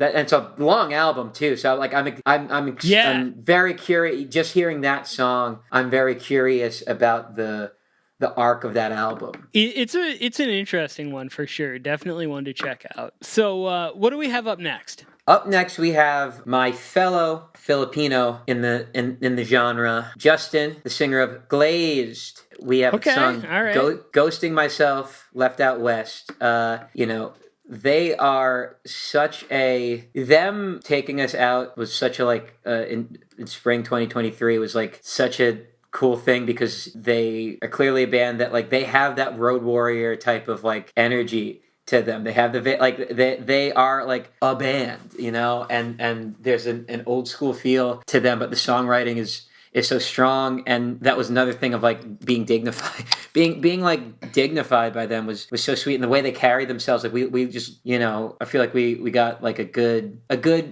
grasp of like the best way to keep vibes good on tour all the time. And yeah, I mean, I'm gonna let me play this song just because like it's such a banger that I just want to get to it.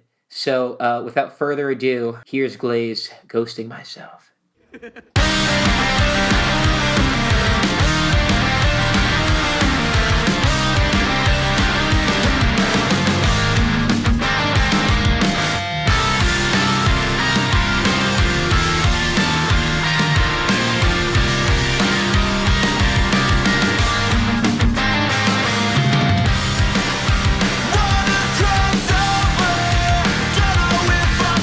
Just like a piss of spirit at the foot of my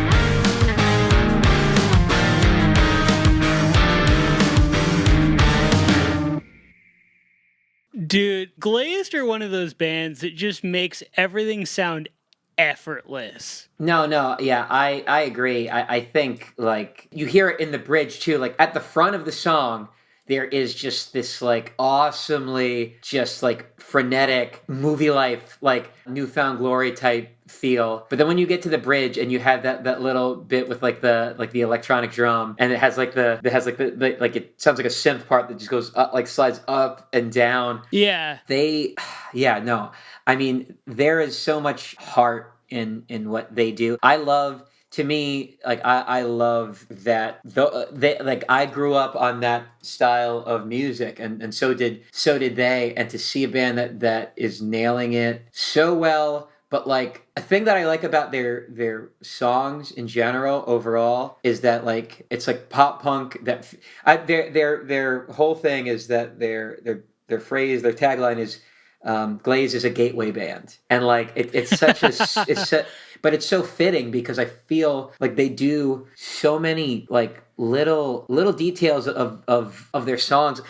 For me, in that in the bridge, the line about like the turn a trip on a step into a genuflect, like that to me is. Do you know what a genuflect is? No, I'm not familiar, no. If I'm not mistaken, it's like the kneeling at church. Oh, okay. All right. And for me, knowing like Justin being Filipino and like knowing how much Catholicism lords over our people, like there was such a cool thing of like the personal color that gets put into lyrics like that, and the way the songs they're pop punk songs that are like about living.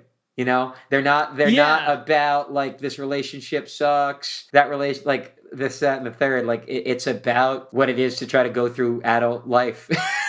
And that's one of the things, like, as I, mature and things like that, I'm starting to appreciate that more. Like, I mean, obviously, you could still write songs about, your failed relationships and stuff like that. But, like, hearing songs about, like, high school drama and, like, stuff like that when you're, 25 or older, you're just, like, you're so far removed from that. Like even just like, you think of like the classic, like A Day to Remember stuff of like, I hate this town and all this stuff like that. And it's like, as an adult, I have kind of moved on from that at that point. So like hearing lyrics that are more about, your regular lived experience as an adult trying to make it through life, that's where I get like more of that relatability at this point. No, absolutely. And that's what, to me, I was so I feel such a kinship with their band over that, because like the musical influences that I hear there's like Further Seems Forever, which I think there's an allusion to that band in that song, but like that kind of like 2000s where like emo meets pop punk type of like the energy is like pop punk, but like the songs are clearly very like heartfelt, and yeah, I feel like so grateful that like I love that they're working on new music, just because it's one of those things where it always for me, it always comes back to the songwriting. I want to hear what they're going to sing about next. I want to hear where they're going to make a song that sounds like I grew up, like it sounds like a song that I got to pogo to like 15 years ago, 20 years ago at Warped Tour, but like it's about now. Yeah. I think the other thing that's kind of crazy to me thinking about a band like Glazed is the fact that their first release, it looks like their first release was, I guess they had an album back in 2017, which was their very first thing. But like they started releasing stuff more consistently around 2019. And it feels crazy to me that like they feel like an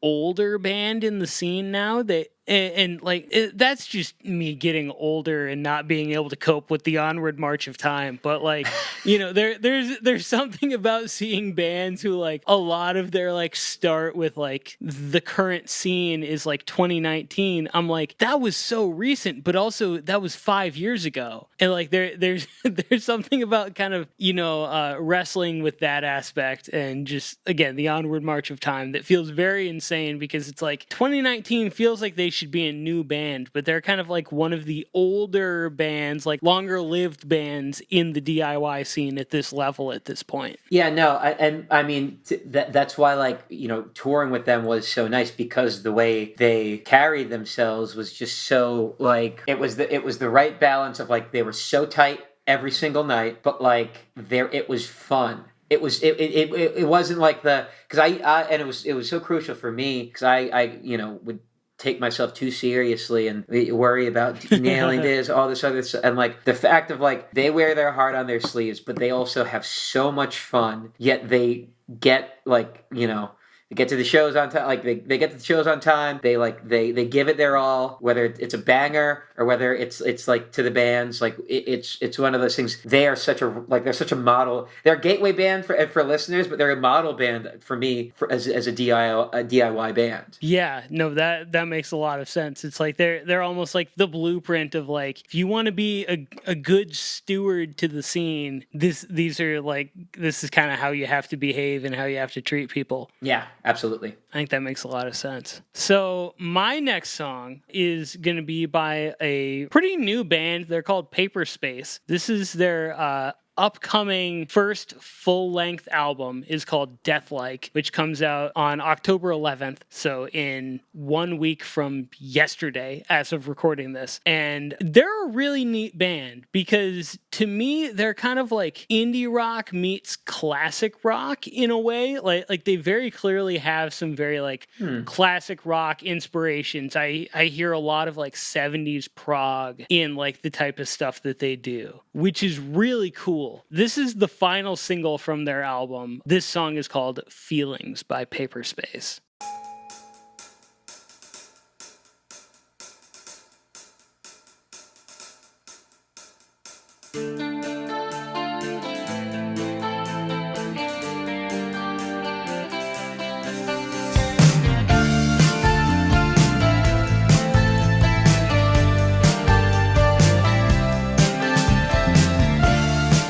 I don't much like the way you look at me.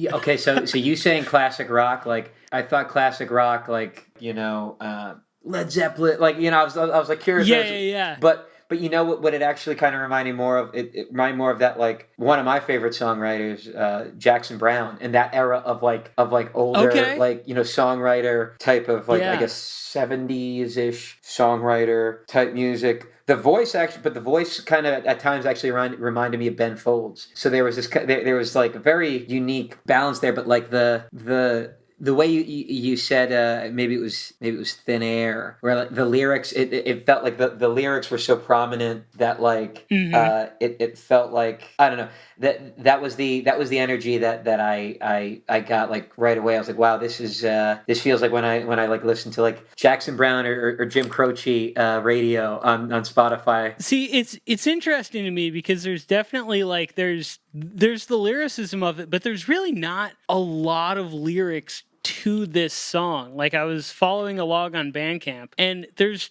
pretty much 2 verses and a chorus, and that's all that there is to it lyrically. But they kind of they feel heavy. They feel a little weighty. Interesting. That's wild. But to me, I also get a lot of like kind of 70s prog influences from this too. Like, it kind of reminds me of like Yes or Boston or something like that, where it's like there's very clearly these like jammy sections and like these really crazy bass runs and stuff like that. There's a lot of virtuosity to this, but it stays very musical. Because like that, I feel like that was an issue with like virtuoso type of playing, is like it was very musical in the 70s. And then like you got to the 80s and there was still some of that, but like that was when like the rise of shred and just playing because you can and not necessarily playing with feeling quite as much started to rise more. And so like this reminds me of like that 70s stuff where you've got that like more virtuosic, interesting playing that's more than just a few chords, but it's also like there's some soul, there's some feeling to the way that you're playing this stuff. Yeah, no, I mean,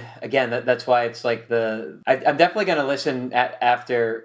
And is that off of an album, or is that just single? The album is coming out a week from yesterday. It comes out on the 11th. Okay, yeah, They've I'm going to released definitely check 3 that singles so far. This is the most recent one. It's called Feelings. They've also released singles called Plastic Limbs and Impression. I actually just bought the cassette tape for Bandcamp Friday yesterday because I'm so into this stuff. It's super cool. This was also another direct submission too. No, I mean, yeah, that like, to your point, like, yeah, that was, I was not expecting to like hear a song like that on this podcast. That was awesome. Yeah, again, it's super cool because it's got that throwback sound, but it also feels modern. And I think that's something that draws me in a lot, because like I didn't get into like a lot of emo stuff until like very recently. I have quite a bit of like pop punk influence and stuff like that. Like, I was listening to, whether it was pop punk or metalcore or kind of like easycore type stuff. I was into that,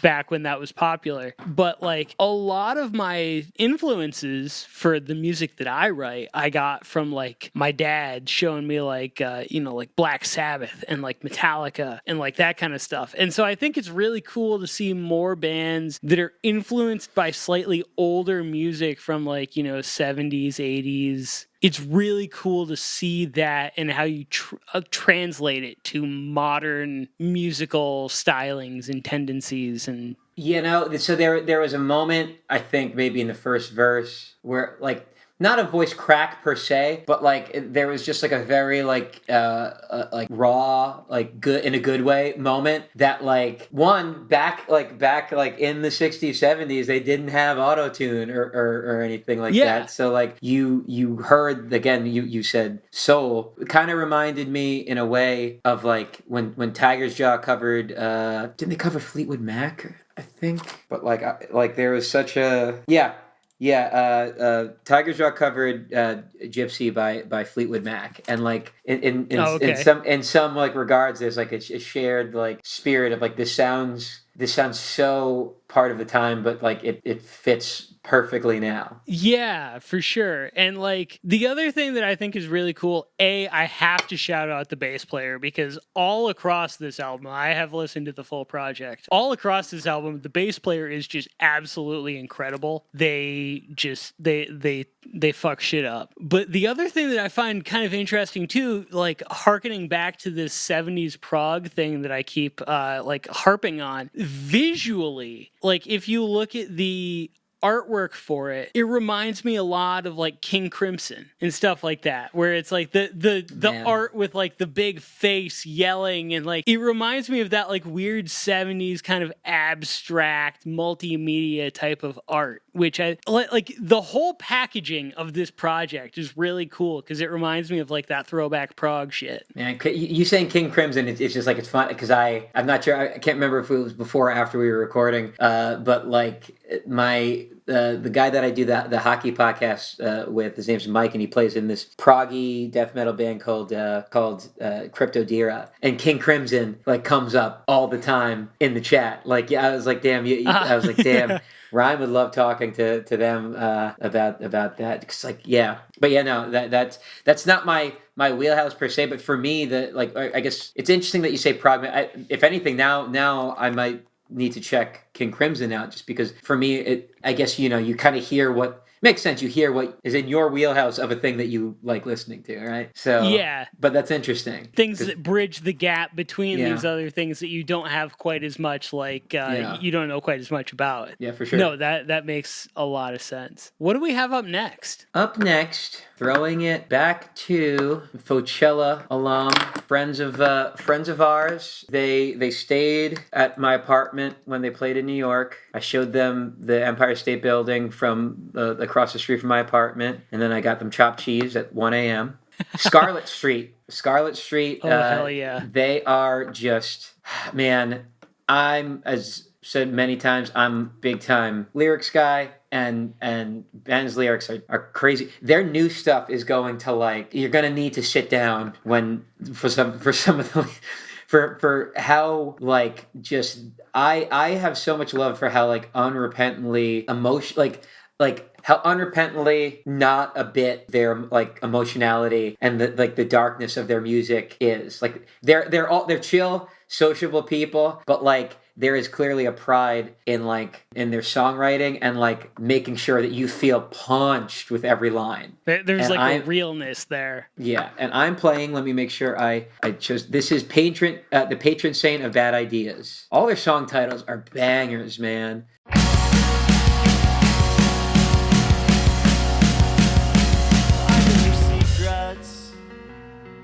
I know everything you're trying to hide. You're putting everyone on blast as a way to pass the time, but you want mine. You want mine!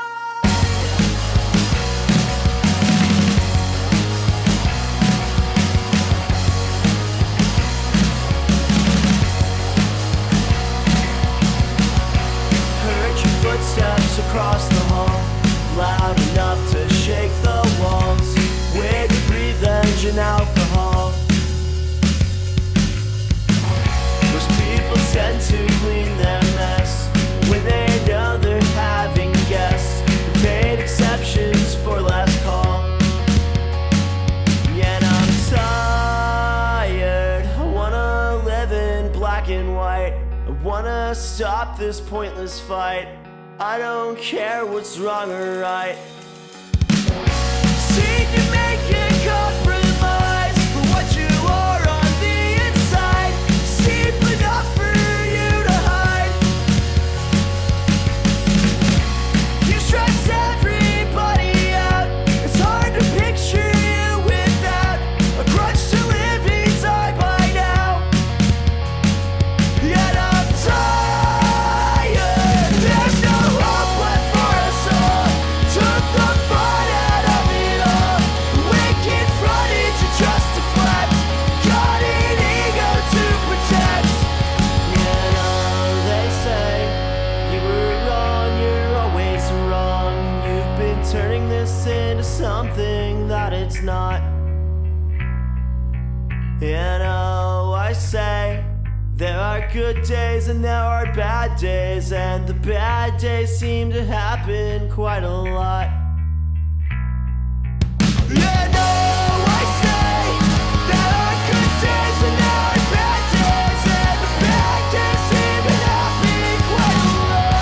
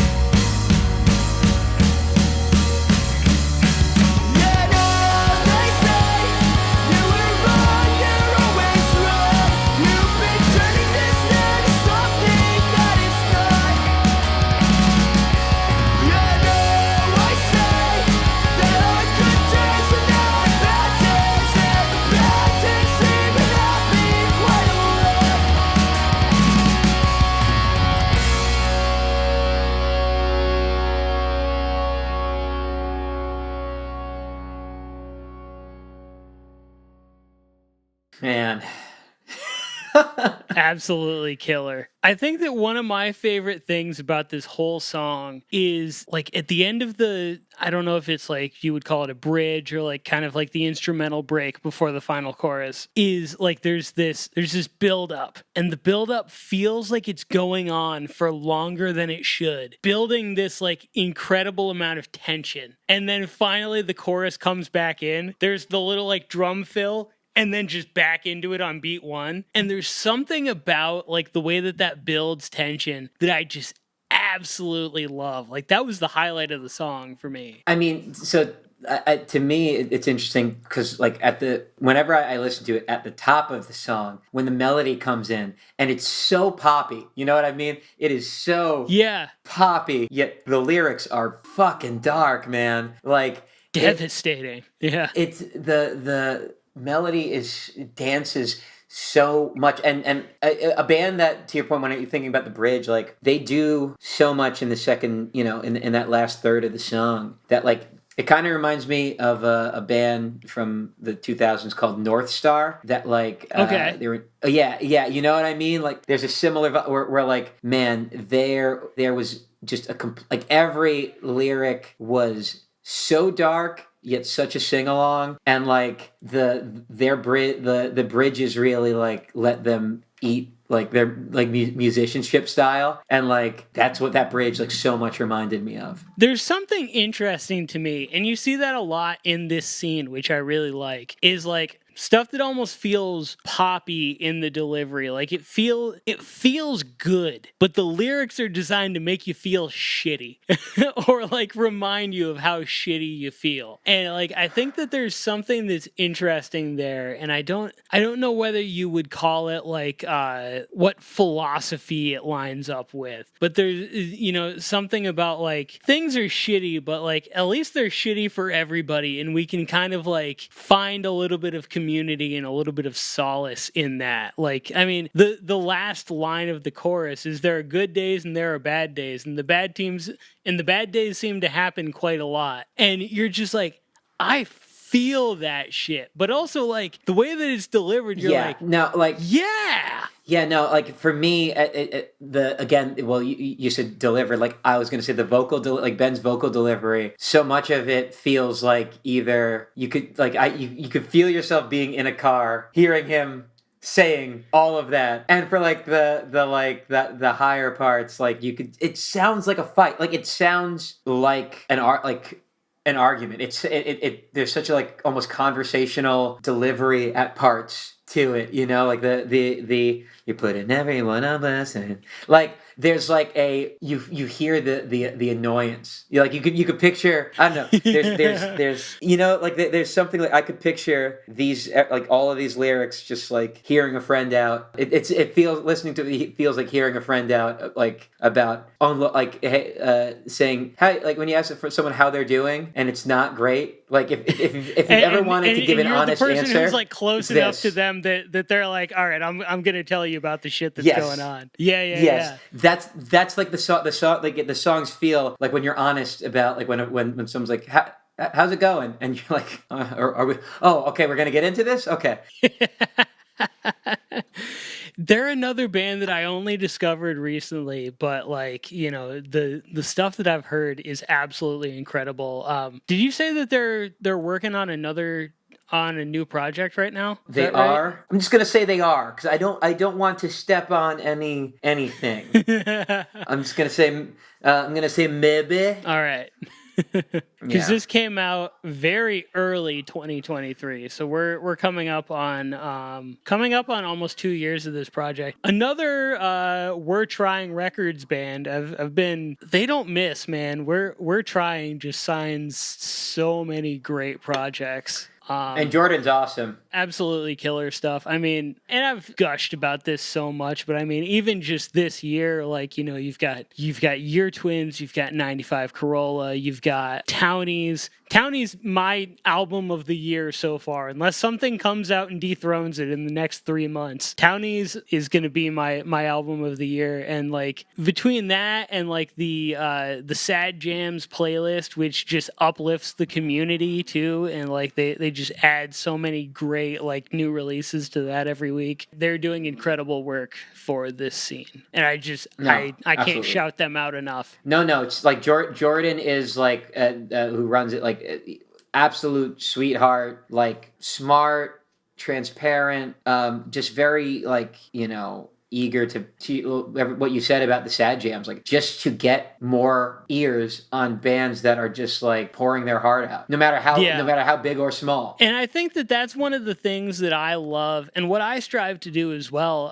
You know, not to get too terribly off topic here, but I think that there's something about the community. It's very easy to hype up something that everybody else is hyping up because there's not a lot of friction there. But I think that there's something about using the platform that you've cultivated to uplift stuff that might not get that uplifting from other platforms. And I think that that's something that's really cool that they do and that a lot of other people do, is that, you know, you take these bands that the greater scene is maybe not quite as aware of, and you try and give them some sort of platform, whether it's playlisting or mentioning them on a podcast or, you know, doing this, that, the other thing. I think that that's the community building aspect of this that I absolutely live for. Yeah, no, we have a you know, a band playlist called Songs to Pop Off in Your Prius too, and I tried to like very much curate it.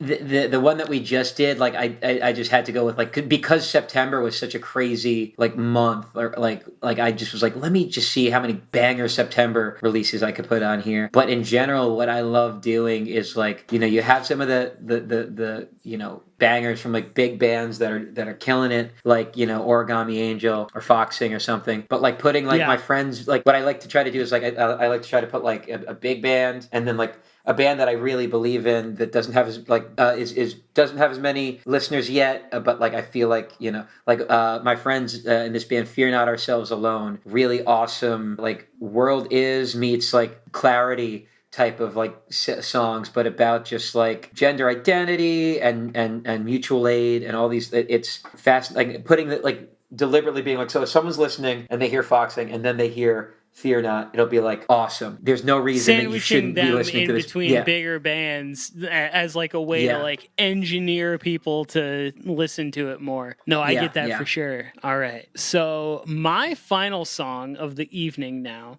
is going to be the final single off of A Place for Owls' new album, How We Dig in the Earth. This single, as of right now, is not out, but the single is going to come out on the 18th, and the album is going to come out just after this episode releases on November 1st. This is What I Have to Say by A Place for Owls.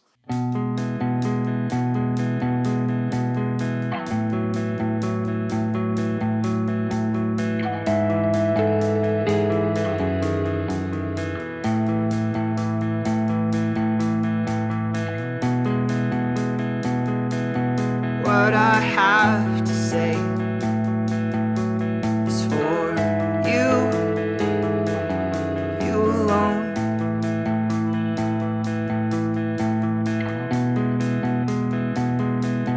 God, I'm not okay. I can't take the telephone, and I know that it's a problem. I shouldn't care, but if taking time's the issue, you should take me right back there.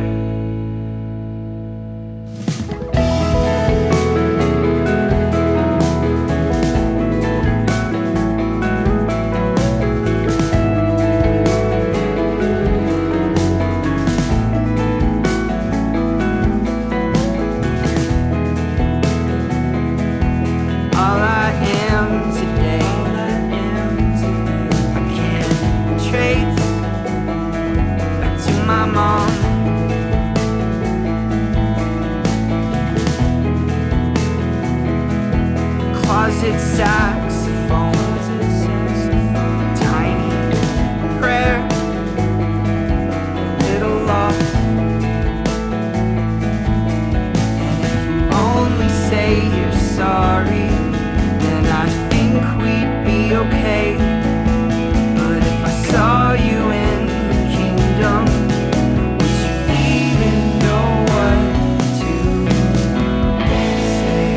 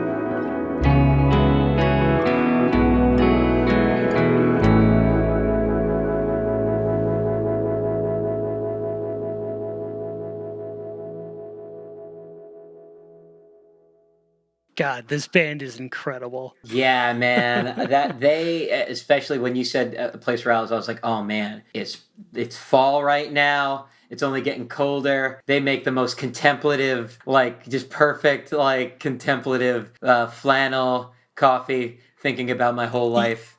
Looking like walking by the dog park and thinking about the totality of my life on a Saturday morning, Sunday morning. Man, dude, this album's gonna be big. This is like there is a. I was like thinking to myself like what am I feeling like, hit like whiffs of, and like to some extent like Andy Hull, like the quality of the voice at times, but there's almost like a good old war meets like Death Cab type of like feeling to the music. Well, and that's specifically how they like are advertising themselves. Is they're like, for fans of Manchester Orchestra and early Death Cab, early Coldplay. Okay. These are the types of things that they're specifically like saying, like, this is what it's for fans of. And I think that it's incredible, having listened to the first A Place for Owls record about a year ago. I think that it had been out for a while by the time I finally got around to listening to it. And I got the hype immediately. But the thing that I love about everything that I've heard from the new album is it takes everything that the self-titled Place for Owls album did, and it like ramps things up, but you can still feel the DNA is there. Yeah, dude, the outro of that song was incredible.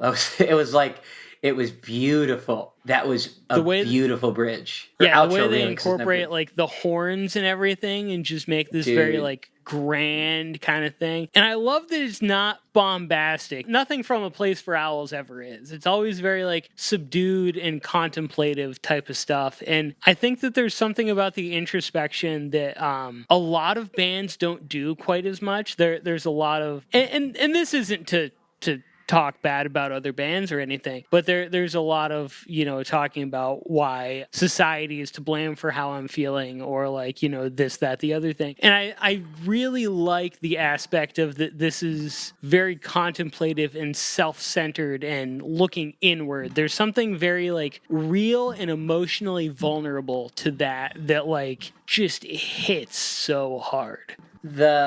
Like, American football has been memed to death, but like when you listen to that first American football record, there are deep cuts on it, like the Summer Ends, that have these like long building outros that like go away and like that feel somber, like there's but like beautiful at the same time. And the use of the horn in that outro like literally made me like remember being like 16 and vividly like hearing Summer Ends for the first time, or Stay Home, like the last track on the album. That's some beautiful music. You know what else it kind of, that horn part specifically kind of reminds me of? They came out earlier this year, was the album Ferried Away from Stay Inside. I don't know if you listened to that. No, I gotta check it out. Ben from A Place for Owls, he is the main vocalist and one of the primary songwriters, actually wrote a Lonely Ghost community review of that album right after it came out. And there's something like, I feel, even if they had most of this album written, I feel, especially in like the decision to include the horn parts on this song, I feel like that was a little bit of an influence, because reading that review, you could tell how emotionally impactful that album was on him. And I feel like that's kind of like, I can trace that thread back a little bit. Like I've been paying attention to this and thinking about it. I'm like, I think that connection makes sense. Man, let's take a look at this album. Yeah, a lot of tracks on this. They clearly took their time with it, like to just leave nothing off the table, man. Nothing left unsaid. Yeah, man. This is gonna be just like looking at these song titles, man. This is gonna be some good sitting in your car. Like after you've turned the engine up, you don't turn it off all the way because you want to keep hearing like that last like tug before you get out the car. This is the relatable content I've subscribed for, because I feel that so much. Like, you get home at the end of a work day and like the song isn't quite over. You're like, I'm gonna wait until the song's over. Then you end up listening to like the rest of the album just like sitting in your car. Like, I don't want to get out of my car and go back inside right now. I just want to listen to the rest of this project and just feel this for a second. Banger. Absolutely. Banger.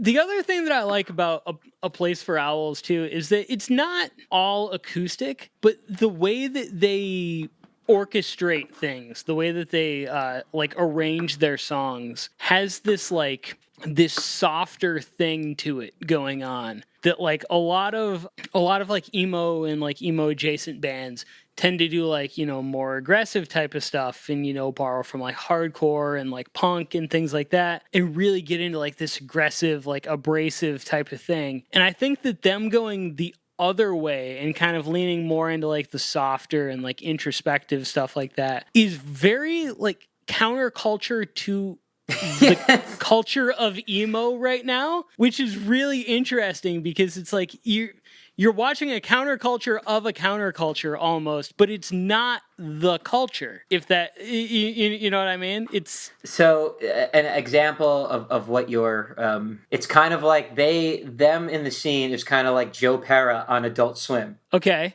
You know what I'm saying? And that there's the wholesomeness. There's like a confident softness to it. Yeah, that it's just like intoxicating. Exactly. And it's like almost like it connects because you're trying to feel these deeper, like more introspective emotions. And I think that that's what where a place for owls really shines is when they're doing stuff like that, because it's just so resonant. For sure.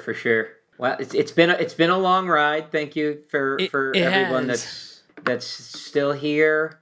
How are we closing out the episode? We are closing in quite a bombastic fashion. Ultra Deluxe. Oh, okay. Yeah, Max is one of the like most just thoughtful, confident, articulate, politically like courageous people I know. Their belief in us as a people to be able to unite despite everything, and you know they're always talk about like action. They're inspiring as far as like for us, like you know there's always like amazing literature, Narcan, stuff like that, like at their tables. You know, Max is always talking about what's going on in the world in every set. There's such a just sincerity to what they do, but also the description on. I'm very glad that there's a description on Twitter, because I was like, how am I going to describe Ultra Deluxe? Communist cyber scrams. What a name! And this is a song. This song called "Skin Them Alive."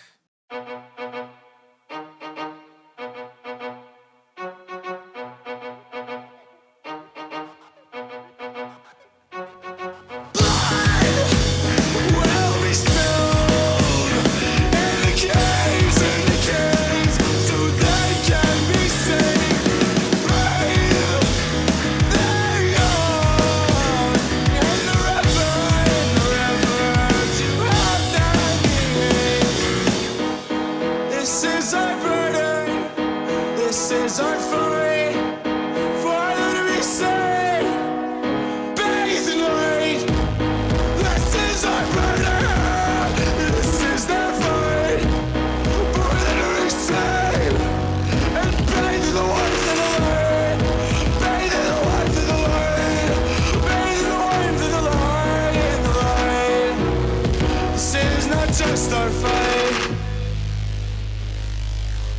This is not just our fight. This is for them too. Without us, they are lost.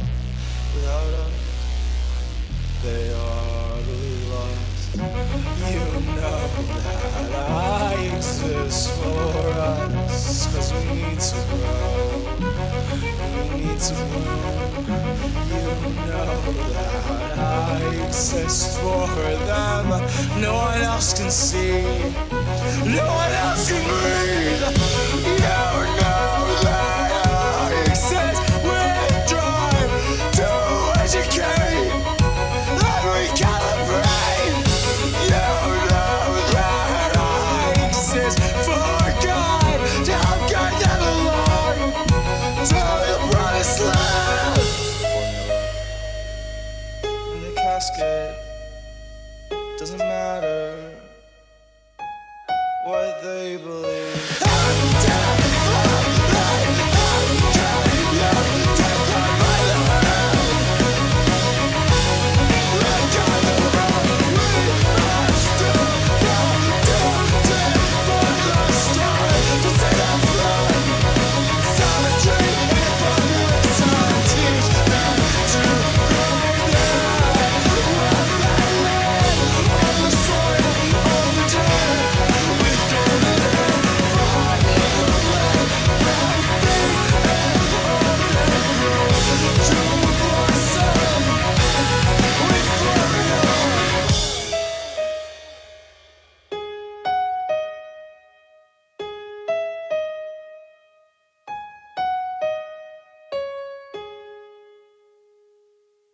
Oh Man.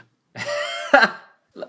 There's such a songwriting as a vehicle for your ability to speak about the world as it is and the world as you want it to be. Max fucking embraces that like no other. Like the seeing them live is fucking awesome. There is just Yeah. a passion. You know what I mean? It's specifically interesting to me to hear this song because they also kind of go into the the cyber grind side of things a lot too, and get like really aggressive and have these like, you know, crazy just blast beat the entire time type of songs. But this one is really interesting to me because there's something very like cinematic and ethereal about it. Like this is not the cyber screamo side, cyber scrams side of what they do. This is like a very like emotional, broadly like, you know, I'm listening to it, seeing like these wide like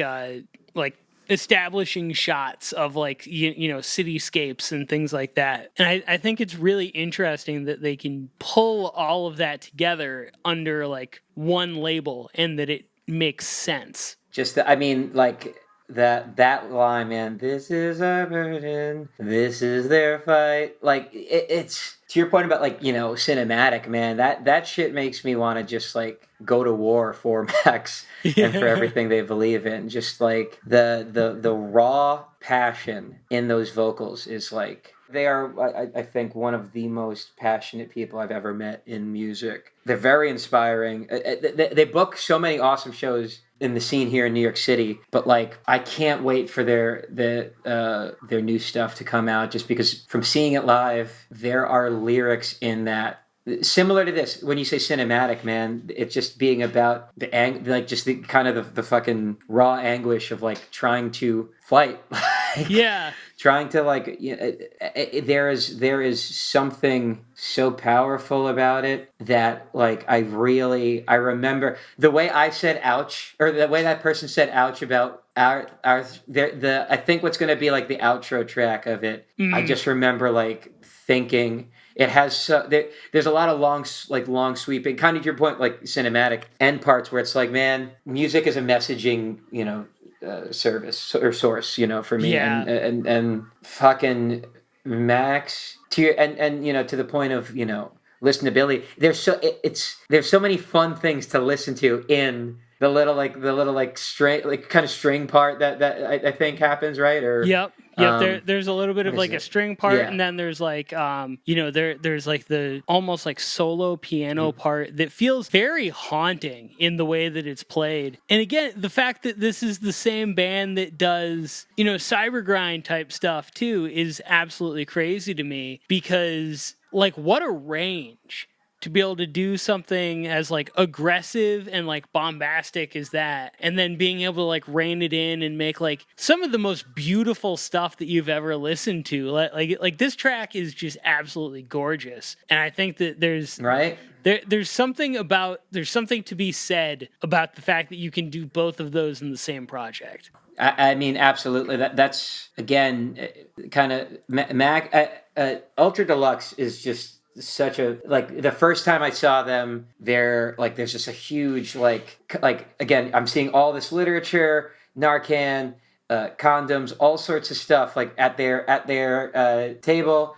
Like there's literature on joining like the Communist Party. I think maybe the PSL.